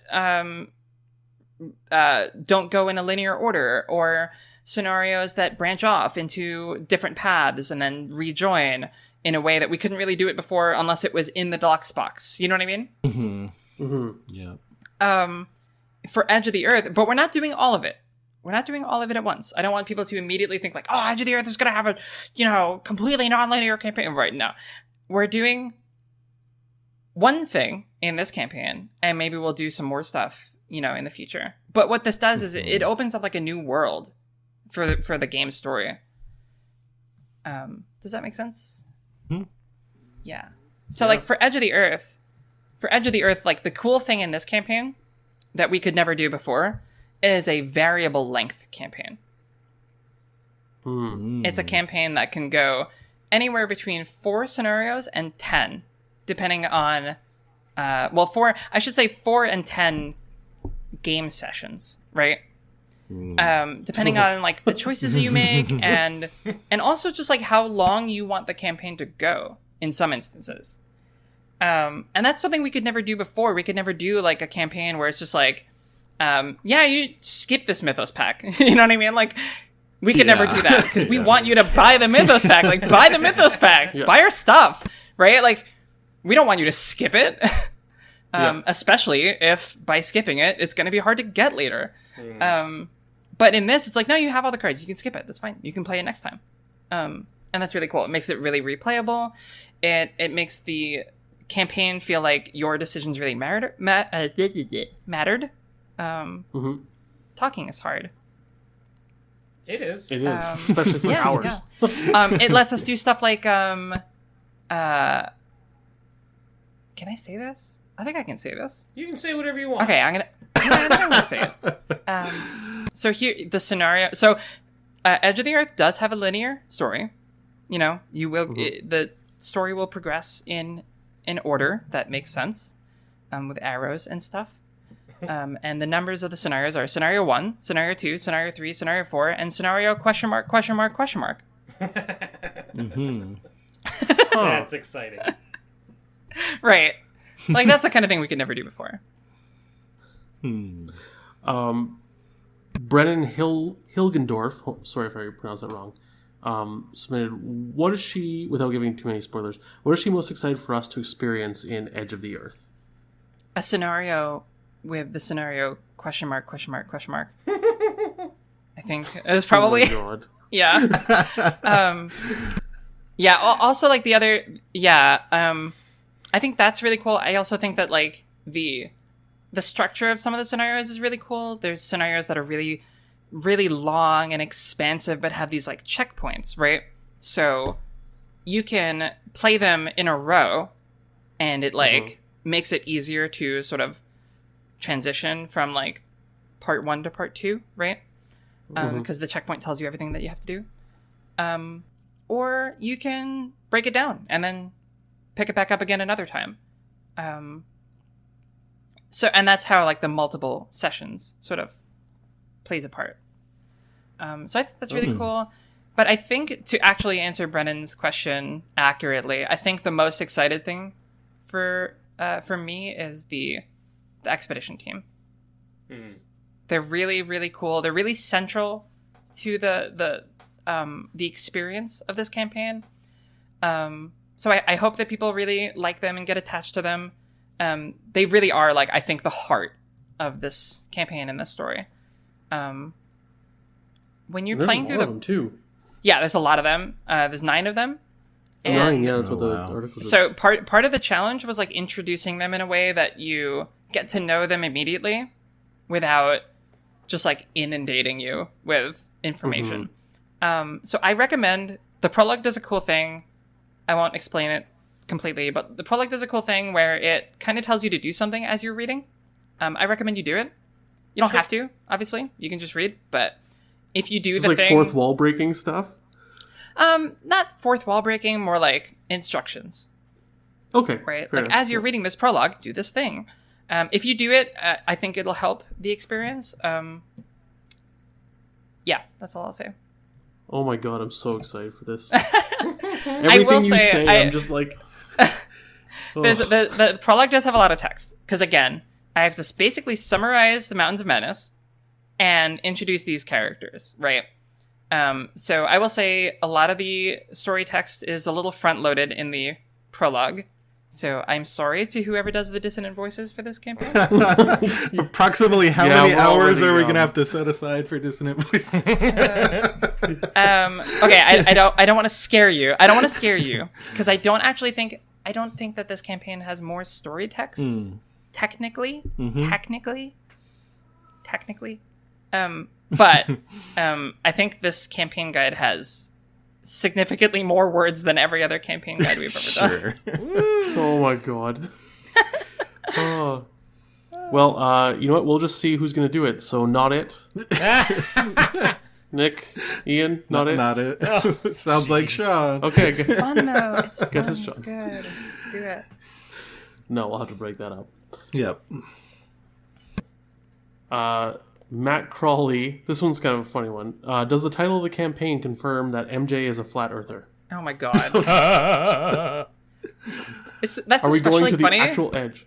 That's especially funny because I think I definitely added flat earthers in the Dream Eaters at one point. Oh, awesome. What was I going to say? No, obviously. Okay. Get out of here. No, but there is a moment in the story where you can... it says Edge of the Earth. Someone actually says it, and you can roll credits. Like in Cinema Sins. Oh. That is to say, the title makes sense. Everything you say just gets me more and more excited. I know I keep on saying that, but like, holy moly. That's how you get the 4 scenarios if you just walk off the edge of the earth. That's 4 scenarios. And you're done. What were the words on the feelings board when you guys were planning this out? Loneliness was definitely one. Antarctica is a place that is very barren and doesn't have a lot of life, so there's this sense of like, really we're exploring like the last uncharted, place on Earth, right? And like hostility, like everything surrounding us is against us. And also the idea, try not to give too much away. That's fine. No one's listening. The idea of... So one of the cool things about this story and the Mountains of Madness is we don't really know a lot about the entity and entities that are found there in the story. Like in the original story, right? And that gave me the liberty to really kind of do some interesting stuff, right? Like with their nature. So that wasn't really a mood board item so much as like the mystery of it, It's like if you're a Lovecraft veteran, you going into Innsmouth, you know there's going to be fish people, right? Like, and you know pretty much everything there is to know about the fish people. That's really not the case for these, you know? Exactly how guilty should we be if we bring Wendy to Antarctica? Bring the orphan to... I mean, Wendy's just one of those characters where, like, you kind of just have to suspend your disbelief sometimes. Yeah. Right? Yeah. Like, she's driving a with car. TFA, I often like to think, with TFA, I often like to think that she's, like, a stowaway or something. That idea makes a lot more sense in this campaign, actually. I could see it's like she wasn't actually recruited for the expedition, obviously, but just like happened to be on the ship, you know. And it's like, oh shit, what is this little girl doing here, you know? Oh, what can I say? There is one paragraph of text that is specific to one investigator, though, so that's cool. Oh. Revisit from the Lola days of Pat Carcosa. Yeah. That's fun. Yeah. Is it Wendy? Ursula? No, it's not. It's not Wendy. That would have been really funny, though, for me to be like, I like to think that it's this, and then it's like I actually put that into the story. So Morton had a question that he demanded we ask. Oh God. How old does a fox normally get? Justin did not specify the questions have to be about Arkham. So What? Oh, I don't know. How old does a fox normally get? Okay. I have no idea. He forced Why would me. I know that? Oh, okay. We have. I didn't to know do he what had that Morton ability. says. I see. Yeah. 2 to 5 years, yeah. Morton. Yeah. That's the power of Google. Is that it? 2 to 5 years. Poor little foxes. Well, why don't we just take turns grabbing a few of these questions from this enormous list we have? Sure. Oh my god. I'm still scrolling. I didn't see it. I was like, wow, we're making great time. Yeah, I mean, I don't think we're gonna like. So like people 6 can't more see our show pages. notes. Yeah, we literally have 8 pages Oh my in gosh. a Google document. I think that's some just of these- questions. So. Some of these I answered. Yeah. Oh, for some sure. of these. Yeah. I hope Yeah. so. Yeah. So Northern Lights over Arkham, or JP, asks about the partner keyword and how it works. Are you able to talk about that, or is that still kind of under wraps? No, I'm gonna let you stew on that one because I'm sure we'll do more articles that go into some of that stuff.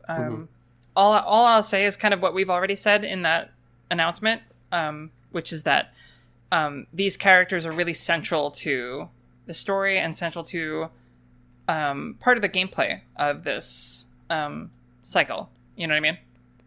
I shouldn't even say cycle anymore. It's not a cycle. Yeah. This campaign. Yeah. I think the word partner kind of sums it up. Fair. Yeah, crystal clear. Wait, It does. since It there's does two have boxes, rules associated to it. Since there's 2 boxes, does it make it a bicycle? Ugh, Oh my god. get out. No. The chat is booing you. You're getting booed by chat. Boo this man. Boo. I'm breezing through looking for questions Yeah, that I'm already scrolling haven't been through. answered. Or skipping the ones that I know can't be answered. Can I pick one out? Go ahead, yeah. Yes, please. Yeah. All right. So James Truewood asks, "What is the most interesting mechanic in Arkham, in Maxine's opinion?" I think Danielle is a pretty interesting mechanic. Get those boos ready, guys. Come on. Speaking of Daniela, there was a question about why Daniela would be so bad at fixing the malfunction card in the Innsmouth Conspiracy because it's an intellect test. I know. All right. Designed It's like malfunction lockpicks and before I lockdowns. designed Daniela, okay? Immersion ruined. Yeah. You also can't lockpick a locked door. Whatever. Yeah. Yeah, I know. True. Nah, actually, so that actually brings me to a funny point. Like, pretty early on, when lockpicks came out, which I think is like Carcosa, right? Like, Yeah, around the, someone made that point, like, yeah, why can't lockpicks work in a locked door? And I was like, yo, if you want to play it that way, do it. Yeah. It's not gonna break the game. Like, it's fine. Like, it's really fine. Like, yeah, okay, so those two cards interact in a more powerful way. Okay. I'm okay with that. So yeah, if you're playing Daniela and you want to like test willpower instead of intellect for malfunction, because it like makes perfect sense, and that's like a house rule for your group and everybody else in the table is like on board with it, then yeah, do it. It's fine. For this specific investigator in this specific campaign for this specific card. Right, yeah, exactly. Yeah. But that being said, I mean, maybe it's just like not the kind of vehicle that she is an expert on. I don't know. Sure. Yeah. If I could go back in time, would I make malfunction a willpower or intellect test? Because then it's like really cool that it works so well with Daniela. Then like, yeah, maybe I would. But it's not the end of the world. Right. I don't know how much you probably can't answer this. Maybe just even a yes/no question. Any chance of seeing vehicles again, like flying a plane or riding a dog sled?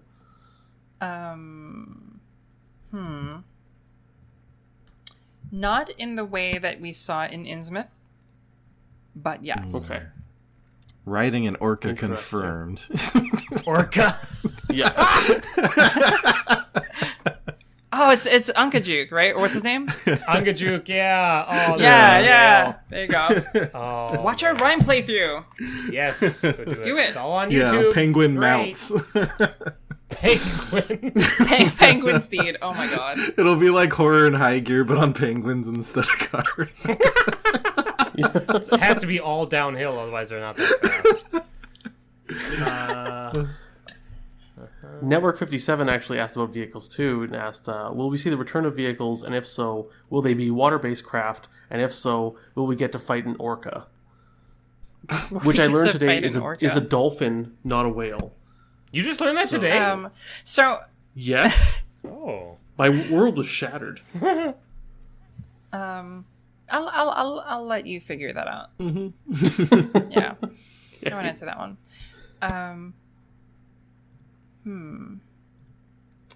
What was the... Okay, all right. Reddit names are funny. Yeah. Asks about What? inspiration... Oh, that's his name? That's the name, yeah. Asks awesome. about what Love it. was the inspiration for the art and design of this cycle. What music should we listen to while playing it? And what are your favorite parts? Kind of already asked that, or answered that rather. What do you feel may be incomplete about this cycle? It seems kind of early to be like, what would you go back and change? I don't know. But yeah, I think that's a great question though. What music do you think you should listen to while playing Edge of the Earth? That's tough because I think it kind of changes depending on the scenario. I would say it's kind of hard for me to say for the early parts. Like, I almost feel like silence makes the most sense for like the beginning. Sure. Like honestly, just put on some ambiance, like, you know, wind and snow and like that kind of thing. But then for the later scenarios, I think oh boy, I don't know. The music that I would listen to while developing is very different from the music that you would listen to while playing, I think. So that's a hard one. As far as the art and the design, one of these days we should get my art directors on here. Oh, that'd be awesome. Yes. To talk about that stuff, because they would be able to knock that question out of the park better than I would. One of the cool things about Antarctica is like you think of Antarctica and you think like, oh, it's just going to be white, right? It's just going to be ice and nothing else. I think that the artists really and the art directors really knocked it out of the park in terms of like getting all of the various different like kinds of biomes that do exist in Antarctica into the art pieces, and like making sure that each piece doesn't just look the same, right? You know. That, and also, oh my goodness, there's a particular kind of enemy in this set The orca, that right? is pretty... Yeah, the orca, yeah. No, there's a particular kind of enemy that's kind of new to the IP, I guess you could say. And I took an idea and like brought it to the art directors, and they actually concepted a bunch of stuff, and oh boy, they really knocked it out of the park. It's really cool. Nice. I have one that kind of crosses over a bit into Marvel, but basically someone saw the comparison of Lily Chen and Spectrum that was recently previewed in Marvel Champions. Yeah. Was Lily influenced by Marvel or Spectrum at all? Not particularly. That is funny because I think we were kind of developing them in tandem, and I did play a lot of Spectrum. I am a big Spectrum fan, but no, I would say they in the end they work pretty differently. Lily's, the cool thing about the disciplines is you start with one and like gain more, and it's sort of like it evokes her character arc as like this chosen one, right? Who's like destined to defeat evil and like built up by this this order that she's from, and like it kind of like, and like the burden of her destiny grows with her power level. Like I wanted to get this sensation that like more than any other character, her experience matters, right? Spectrum's just amazing right out of the gate. Like she doesn't have that. She's got her 3 forms right out of the gate, and you can switch between them at will, a lot more like quickly. Lily's just like building up and up and up over time. If that makes sense. Like, I think I've said this before in development, and I think it's true. More than any other investigator, Lily's like the main character of Arkham. Like, in a way. Right? No arguments here. From a certain perspective. Yeah, I'm pretty convinced she's a Slayer in the Buffyverse. That's my personal headcanon. She's very much like the chosen. Out of all of the characters, by far, she's the one who's like the most prepared. You know, the most like ready for the mythos. Like her whole life is leading up to this, basically. And then you have Bob. So, I don't know how to pronounce this name. It's like STSZAU. Zhao.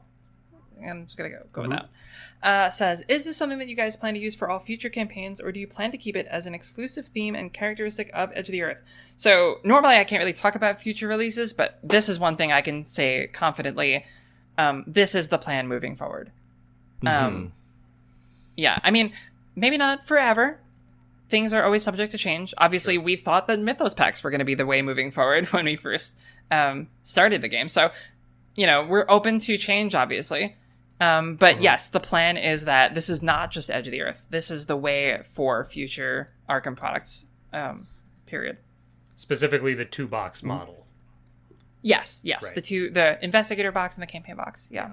Nice. And, and like, obviously I can't talk about like future stuff, but like, oh my god, if you think the cool stuff in Edge of the Earth is cool, you haven't seen anything. Yeah. Woo! Oh boy. So one question I see kind of on that, and I mean, again, tell us if you can't talk about this. Is there any plan to reprint the old campaigns in this format, or are they sticking still in packs and this is just forward moving? I can't talk about that, unfortunately. But, you know, just stay tuned to our website. That's all I can say. Cool. Fair enough. Mm-hmm. Yeah. This one also, I'm not sure if we can get past FFG. If we can get past FFG marketing. But what are your thoughts on pineapple on pizza? Yeah, like if it's with ham, sure. Yeah. Hawaiian pizza's good. Yes. This is I'm not against it. I'm not... You know, I'm more concerned with the style and consistency of the pizza itself and the bread than I am with toppings. Because, like, to me, pizza is like a repository for toppings. Right. So, like, all toppings are fair game. Toppings are fair game, but, like, the pizza itself has to be good. I'm from New York, all right? I'm allowed to be snobby about my pizza. It's fine. The pizza is the vehicle, and the toppings are just along for the ride. Yes, it's the same. It's the same with ice cream. It's the same with ice cream. It's all about the toppings, you know.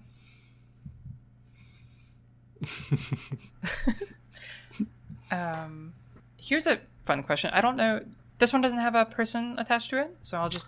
Right? So that's okay? Yeah, some of them we just okay. pulled. Yeah, it was like, Gotcha. there were so many questions that we were just mad dashing to grab them all. So Right. So this person asks, I would ask if it's getting harder and harder to design new cycles. Is there still a lot of design space to explore? Has the source material opened up unexpected design avenues versus what was thought possible purely based on the system itself? So kind of multi-part answer. First, I mean, no. It's not getting harder and harder to design new cycles. Certainly not getting easier either. But one of the cool things about this new release model is it opens up so much design space. Because now it's not just like, all right, what is this scenario good at? Or what's a cool mechanic for this scenario? It's also like, what can we do with this campaign structure that we couldn't do before? And that has really like blown the doors open in terms of like what we can do with new cycles. That and also like it's not just me anymore, you know? We have Danny helped out with the Dream Eaters, Jeremy helped out with Innsmouth, and also did a lot of Edge of the Earth. So getting new developers on board is really important.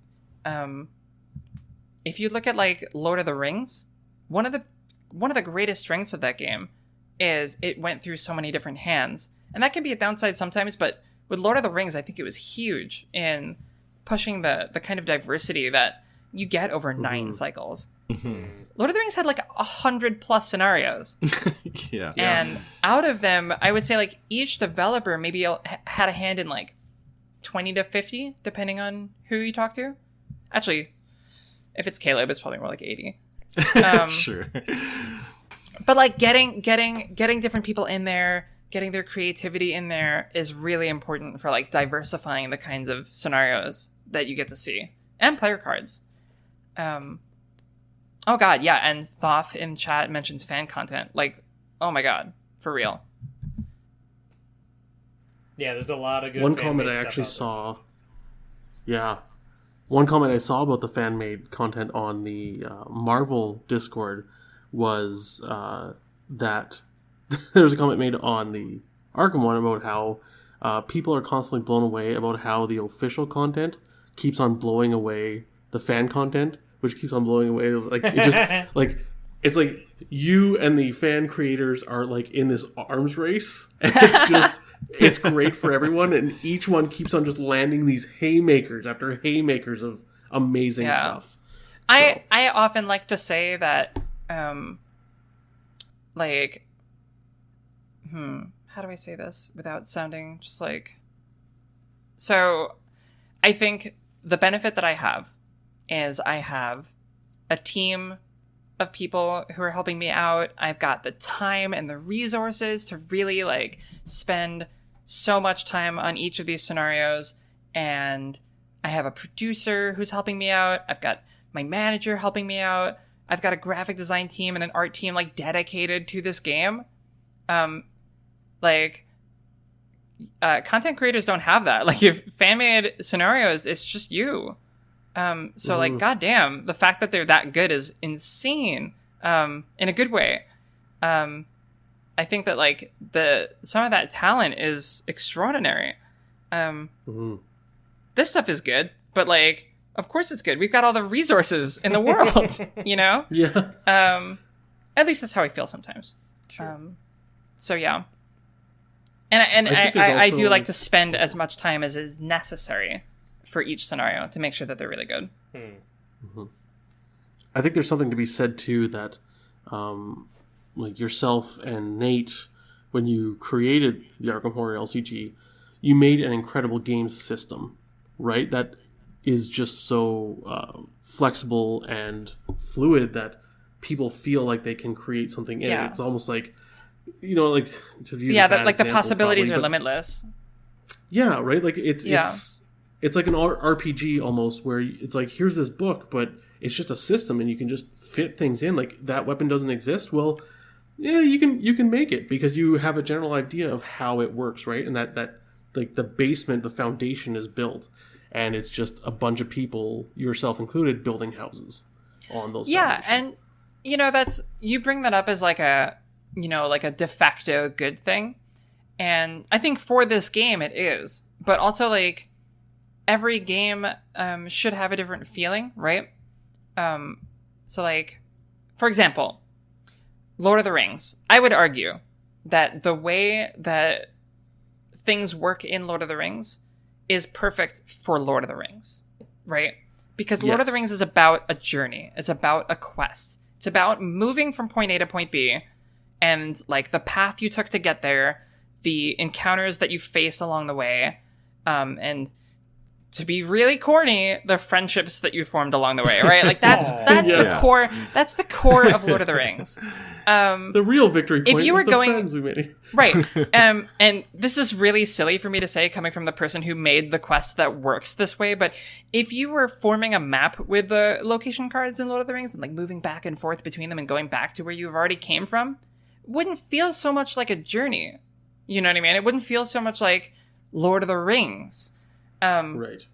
But for Arkham, it was very much like we wanted to capture this feeling of an RPG where like we're crafting this, we're the game master crafting this narrative, and you're going through it kind of however you want, right? Like freeform. Do you want to go back to where you were and investigate more? Do you want to keep going? Like, what do you want to do? That feeling of like when you play D&D and someone's like, all right, what do you want to do? Right? Like that's the feeling we wanted to capture with Arkham. Mm-hmm. And that's a bit different from Lord of the Rings. And Marvel is also different in that it really focuses more on like the people who are fighting and the brawl than like the journey or the places. You know what I mean? Which I would argue is to the game's credit, because that's what Marvel's about. Marvel's not about New York City. It's about the superhero and this villain and what they're doing to New York City. You know what I mean? Yeah. Yeah. Wow, that was a long tangent. I'm sorry. One question we had, and this was another common one, was they'd like to know, was this change because of COVID, or was this just happened at the same time? No, yeah. So, again, we work pretty far in advance, right? Development cycles are long. Production cycles are very long. If you take all that into account, we made this change. We decided on this change a long time ago. Many months before COVID was a thing. So, trust me, I'm not psychic, and I did not predict any of this. Yeah, I mean, this, I would say, COVID dropped right in the middle of Edge of the Earth development. Okay. Yeah. Which was a big challenge. This was the hardest product I've ever made. And it was partly because of the change in the release model, kind of just affecting my flow, right? And like how we do things. But like more than that, like there were huge shifts in our work environment, working from home, new technology, a change in pace, everything. And there were other things too that, I'm not at liberty to say. It was just like a huge, and of course like personal things. Oh my God. Just like an enormous shift in everything, to the point where it's like things will never be the same. For me, for Arkham, for work, it's truly like the end of an era and the beginning of a new one. And it definitely shook things up. It was hard. It was hard to adapt. I'm not good at adapting. Also. I was just going to say, it definitely feels that way. I mean, you can even see, obviously, the levels of hype in the community as reflected by how many people are listening right now, but also just every kind of community forum is just on fire in a good way, as opposed to the bad way that's often true of the internet. But and it does really feel like, although this decision may have been made for various different reasons, logistics and creative reasons, just a variety of different reasons. But I think it does have, although this game is very successful, and I'm sure it could have kept going with the Mythos pack model for a long time as well, it feels like at this point in the life of the game, it is like I don't want to say like a shot in the arm, because it's not like the game wasn't doing well. It was, but just having that shake-up can only be healthy, I feel like, just to like inspire new things. Yeah, and that's the thing. Actually, you mentioned the shot in the arm. And it's great that you mentioned that, because that is kind of part of the goal too. And it's just nothing. The game is doing extraordinarily well. It does better every year than it does the year before. But we are confident it can be even crazy better, right? The numbers can be even higher. More players can show up. So what we're trying to do is veteran players, we know there's like this attachment rate, right? We would call it, of like, people who love this game so much. It's a lifestyle game for them. They're so excited for every new release. They're engaged with the community. They're picking up every Mythos pack as they come out. That number is pretty high. What we want to do is get even more new players. You know what I mean? Right. Even more new players on board. Make this game like one of the company's like flagship titles, right? And this is the best way to do that. This is the best way to get new players on board. So that's what we're doing. Agreed. Yeah. How excited were you for this week? Oh my god. Chat is asking like how hype were you? How hard was it to hold in, and what was it like to watch the reaction when you came into our server? You're like, step 1, get my coffee, and everyone's like, yeah, what are you talking about? What is happening? I had that thought. So the night before, right? I had that. I'm like, oh, what if I just mysteriously showed up in the Discord server and was just like, step 1, take a long shower. And I was like, what the fuck? It's like, step 2, get a coffee. And then I timed it right perfectly so that every 5 minutes I would post another one. And then it's exactly 10 a.m. drops. And I was like, step 5, watch the chaos. It was great. Yeah. But yeah, no, I'm pretty sure there's at least 1 or 2 people in my marketing department who are like, all right, you can stop asking me when the announcement's going to be. You know what I mean? Because I'm as excited for the rest of you. This is my favorite part. This is literally my favorite part of the job, is getting the announcement out there, watching people react, watching people flipping out, so I was as excited as everybody else, even if not more, just being like, can you announce it now? Can we announce it? Are we going to announce it? I want to announce it. Can we announce it in March? Can we announce it in April? Can we announce it in May? You know what I mean?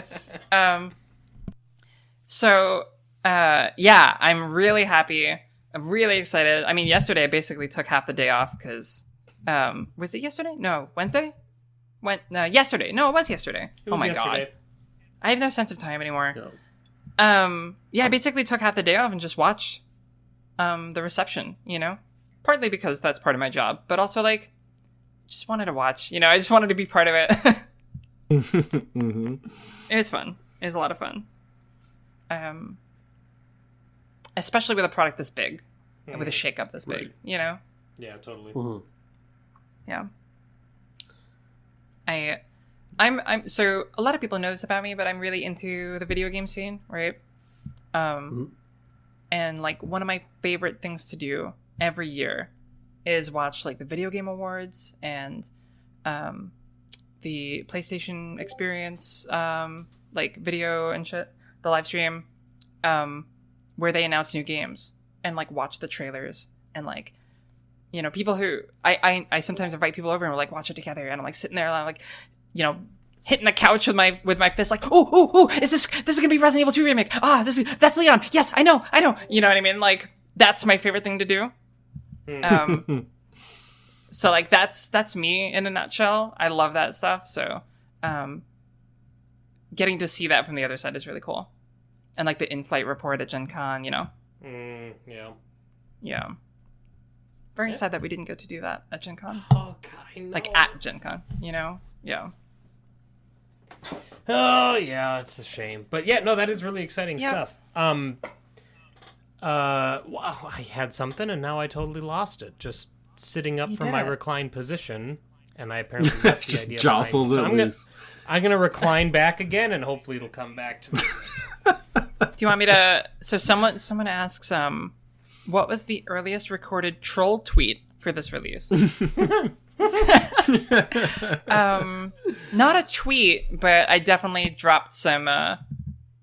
like a bunch of people noticed them, but I definitely dropped the word edge in a lot of idioms, like in Discord, every now and then. And I think it wasn't until like the third one that people were like, "That's the third time she said the word edge." You know what I mean? And I was like,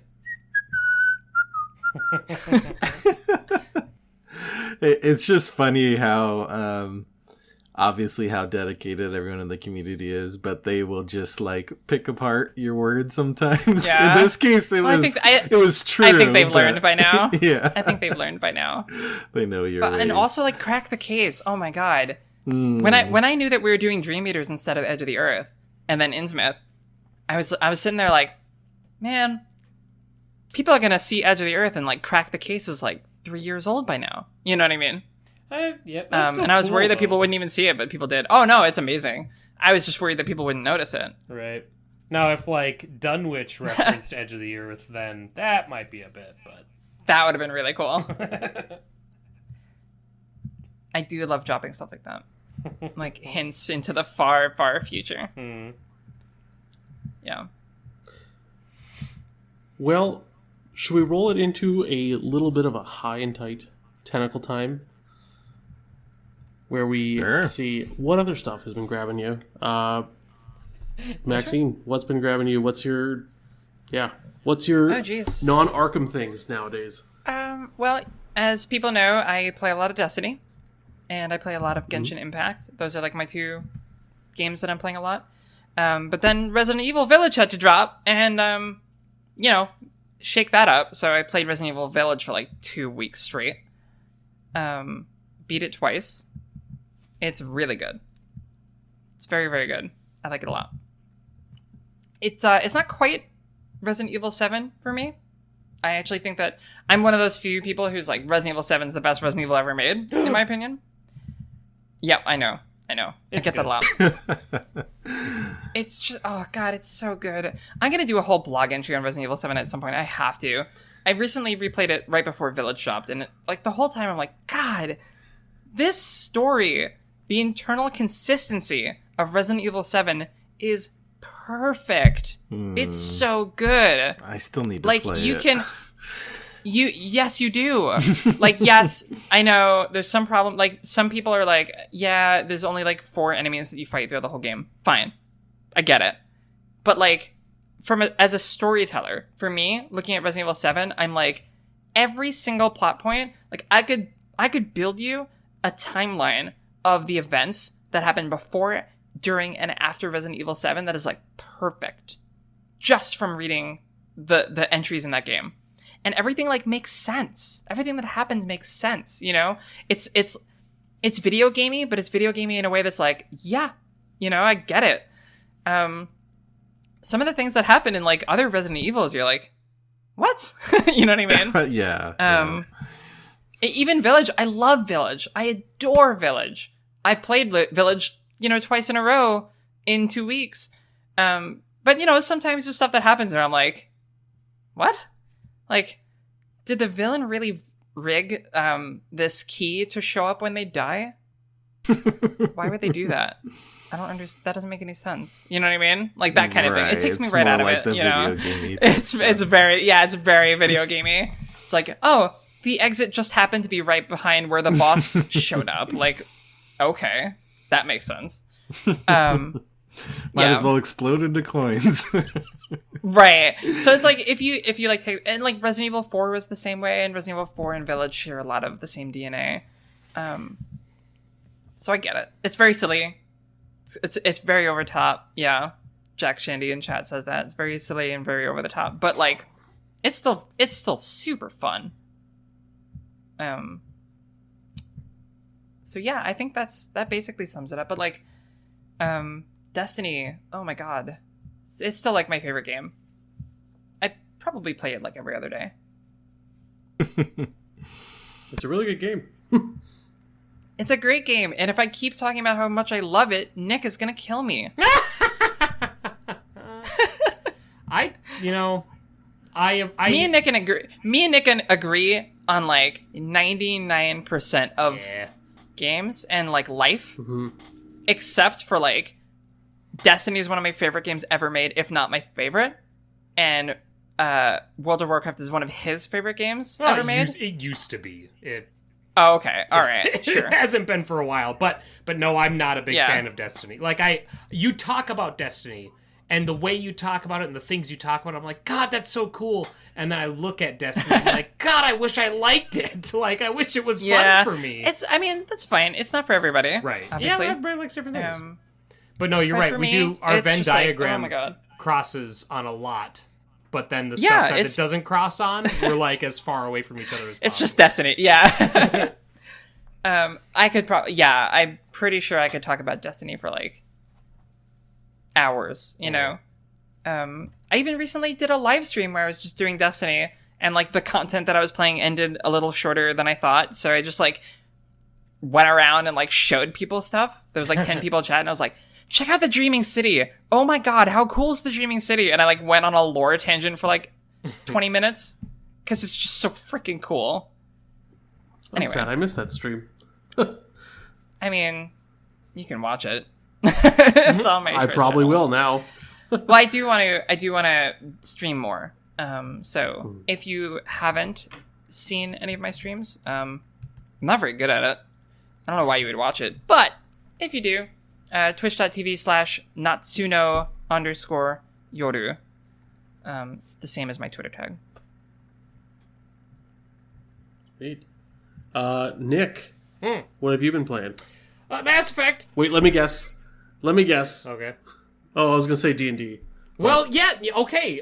So I guess this is the first episode after the campaign finished up. So yeah, we have been playing Dungeons and Dragons every Tuesday night on my Twitch channel, twitch.tv/NicholasCorey, of which Max was a part of it, of which Ian was a part of it, of which Scott was there for most of the campaign in chat, which is really nice to have him there. But we finished that up a couple weeks ago, and we took 1 week off, which was this last Tuesday, and now next week, Ian and Max are involved in our summer season campaign, which is Horror on the Orient Express. I'm so happy that there's tons of live listeners, because I think a lot of you will be more, if you weren't into the Dungeons and Dragons, you'll be into Horror on the Orient Express, because it's Call of Cthulhu role-playing game. DeLarp guy Josh will be running that, and it will involve Ian, Max, Osiluth, Justin, and then also a newcomer to our stream.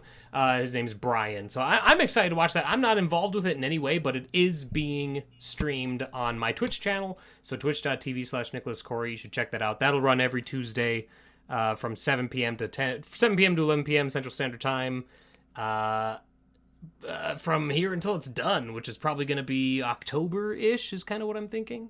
And then we'll do D&D again after that, and we'll have more details about that later. But now that Rime of the Frostmaiden is done, I mean, I've been playing Mass Effect, like I said. I'm just under the halfway point in 2 right now. Oh, wow. So I've actually been logging a lot of hours. Yeah. I've had, because I'm also covering, like, my supervisor's out at work, so I'm covering his shifts, which are later in the day. So I usually get home around 9 and I'm just spent, like I'm exhausted because I do a lot of work in the warehouse and it's 100+ degrees right now. So like I'll get home and everyone's asleep or going to bed or whatever. So I'll just like shower and then plop down on the couch and it's like, all right, I guess it's Mass Effect now. So, but it's great. Like I'm in 2 and 2 is one of my favorite PlayStation games. Oh my god, it's so good. It's so good. 2 is so good. The only reason I didn't pick up the Legendary Edition is because I just want to play 2 again. Well, sure. I've never... Okay, 1 and 3 are good, but Right. I never know? had the chance to play through 1 through 3, like, back to back to back. in a row. Yeah. Gotcha. I started with 2, and I played 2, 4 or 5 times. And then I played 3, and then I went back and played 1. So this is the first time I'm going start to finish. And it's interesting. Yeah. Um, That's cool. Yeah, unfortunately, like I mentioned last Tentacle Time, Mass Effect put a bullet in the head of my Bloodborne Platinum run. I'm like 3 trophies away from Platinum on Bloodborne, and once Legendary Edition came out, it just died. Does the Legendary Edition, like, do anything different to, like, have your character carry over from one to the other? Like, does it flow naturally, or is it just, like...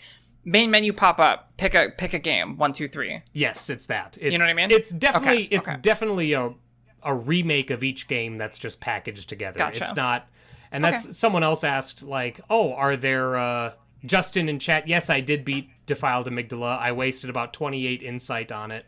There's a Bloodborne reference for you guys, but oh my god, it was so tough. But I finally got it. Anyway, back to Mass Effect. That's harsh.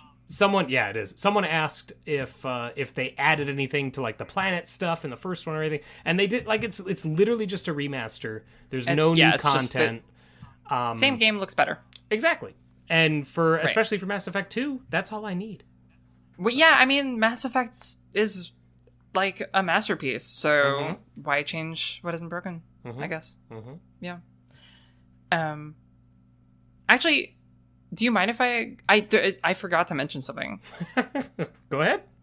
Yes. Okay. If it's I was Destiny, wondering then I might. No, I'm kidding. No. Actually, I forgot that I haven't been on the show in a while. And that means that I haven't ranted about how amazing Returnal is. Returnal, if you don't know, it's a PS5 exclusive. It's a roguelike action... horror game by Housemarque. This game blew me away. I expected it to be good. I didn't expect it to be immediately skyrocketed into my top like 5 favorite games of all time, and I'm not joking. I'm not overhyping. Like, that is how much I love this game.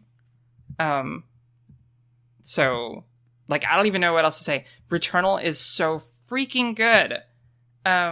It's like the Metroid. It's like the first person, or not first person. It's like the modern third person Metroid game I never knew that I wanted. It's. I mean, I did know that I wanted. I was saying, that sounds pretty good. Like, so like growing up, Super Metroid's like my favorite game of all time. Right? It was like Legend of Zelda, Pokemon, Super Metroid. I would replay Super Metroid like monthly. Like, I'm not even joking. I've played Super Metroid so many times that the map is ingrained into my brain. You know what I mean? I've played Super Metroid so many times, I'm pretty sure if you ask me to, I could, like, tell you the exact route that you need to do to get, like, the 3-hour playthrough. Not gonna do it, but... I've played Super Metroid so many times that I brought my SNES Classic into the office at Fantasy Flight Games, hooked it up to my computer monitor, and would play it during my lunch breaks. Oh. Super Metroid, specifically. For years. That was like just the thing. Oh, Maxine's playing Super Metroid again. So Returnal, like, hit that same exact, like, happy spot in my brain. But then it also has this amazing, like, Lovecraftian horror undertones, this, like, alien civilization, and it does some crazy, awesome storytelling stuff. It's the best time loop story I've ever experienced. And it does something in, like, at the end of, like, the third act, at the end of, like, the halfway mark, that literally, like, I had to put the controller down and, like, get up and walk around and just breathe, because it was so fucking cool. And I was so mad that I didn't do it myself. You know what I mean? Like, that's how I know it's good. That's how I know it's good, is because I'm like, ugh! Oh, that's you so nailed good. it right there. When you see something, you're like, damn it! Yeah. Like, I should have done that. Yeah. Yeah, exactly. Oh god. Anyone who's played it in chat right now is like, yep, because like that moment, ugh. I wish I was streaming when that happened. I really do. It's also a really challenging game, and I love a good challenge. Sure. You know what I mean? Yeah. Anyway, I'll stop reading. Ian, you're up next. Not too much. I've mostly been playing Arkham in my free time. I did finally break out one of my items in my shelf of shame, those Kickstarter games that I haven't really played much since they arrived. And one of them is Seventh Continent, which I've had for a while now. And if you're not familiar, tabletop game, card game, kind of exploring a lost continent, expedition, survival type mechanics. So it's funny that I started playing that when this Edge of the Earth announcement came out, because similar type of theme of surviving in the wild. And I'm enjoying it so far. I think one of the things that always intrigued me about it is it does have a kind of built-in save mechanic that as you're exploring the island, you can just choose to kind of save your game, and there's mechanics to like collect the cards and keep track of items that you had, and then kind of reset the map next time you play. So I for some reason I always end up like starting it and not quite finishing it, but this time around I think what helped is I had this thing in my brain, like, I just got to play it on standard mode. And then finally I noticed the part of the rulebook that says, if you want to play easy mode, you can take this extra card that's basically like a mulligan when you die and you can come back to life. And I'm like, why wouldn't I just take this? Like, if this is not a lifestyle game, like, I could see if it's Arkham where I play it all the time, but how often am I actually going to play this game? Why not just make it easier on myself and experience the content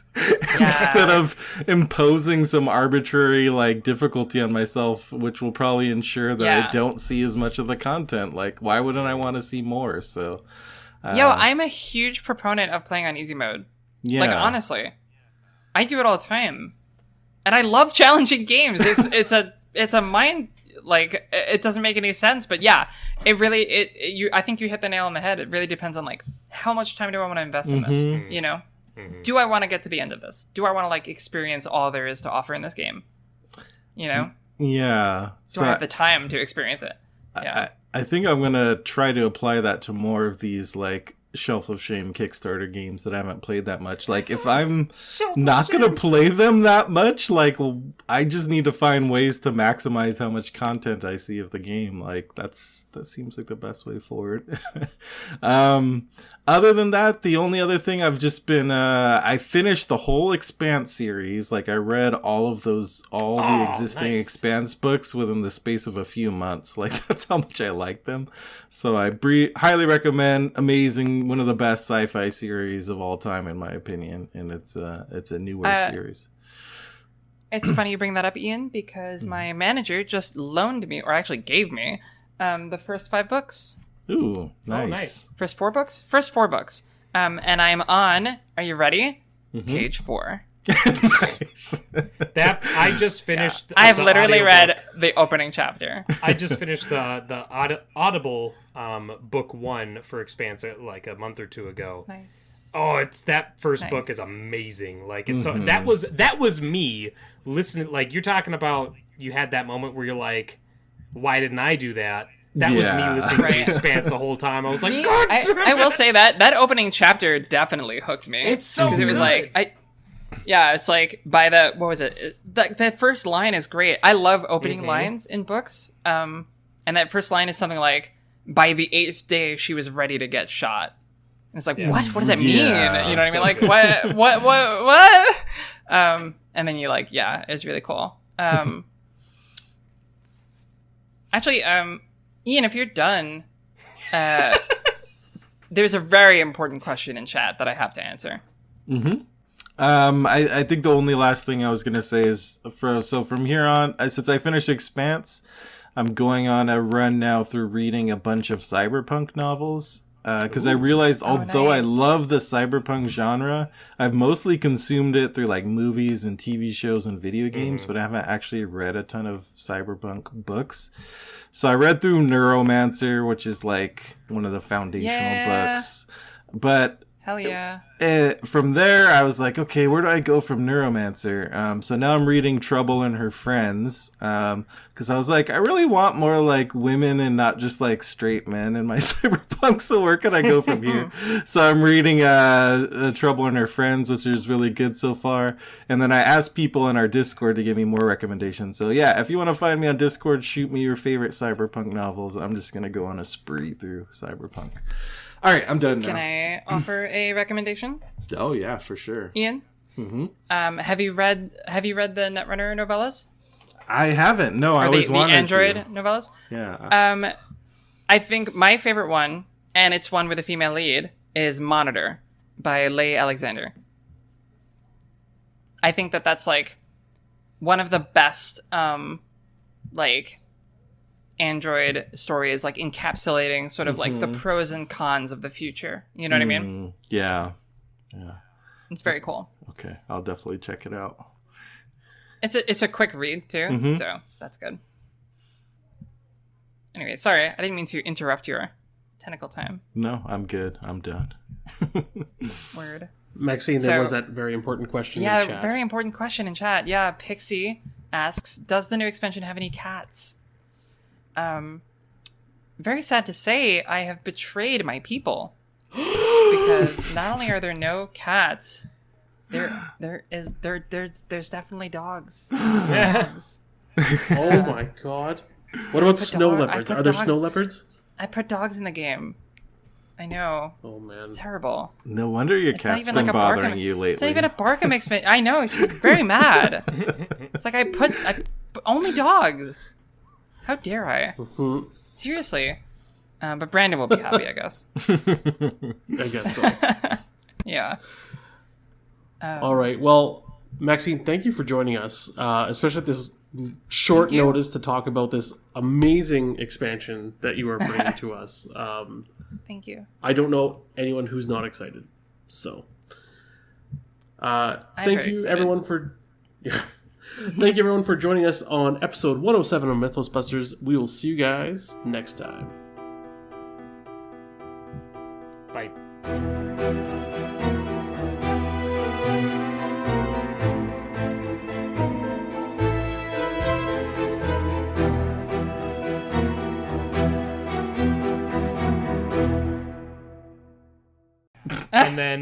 And then Jeff says, according to our metrics, users freaking hate Sean.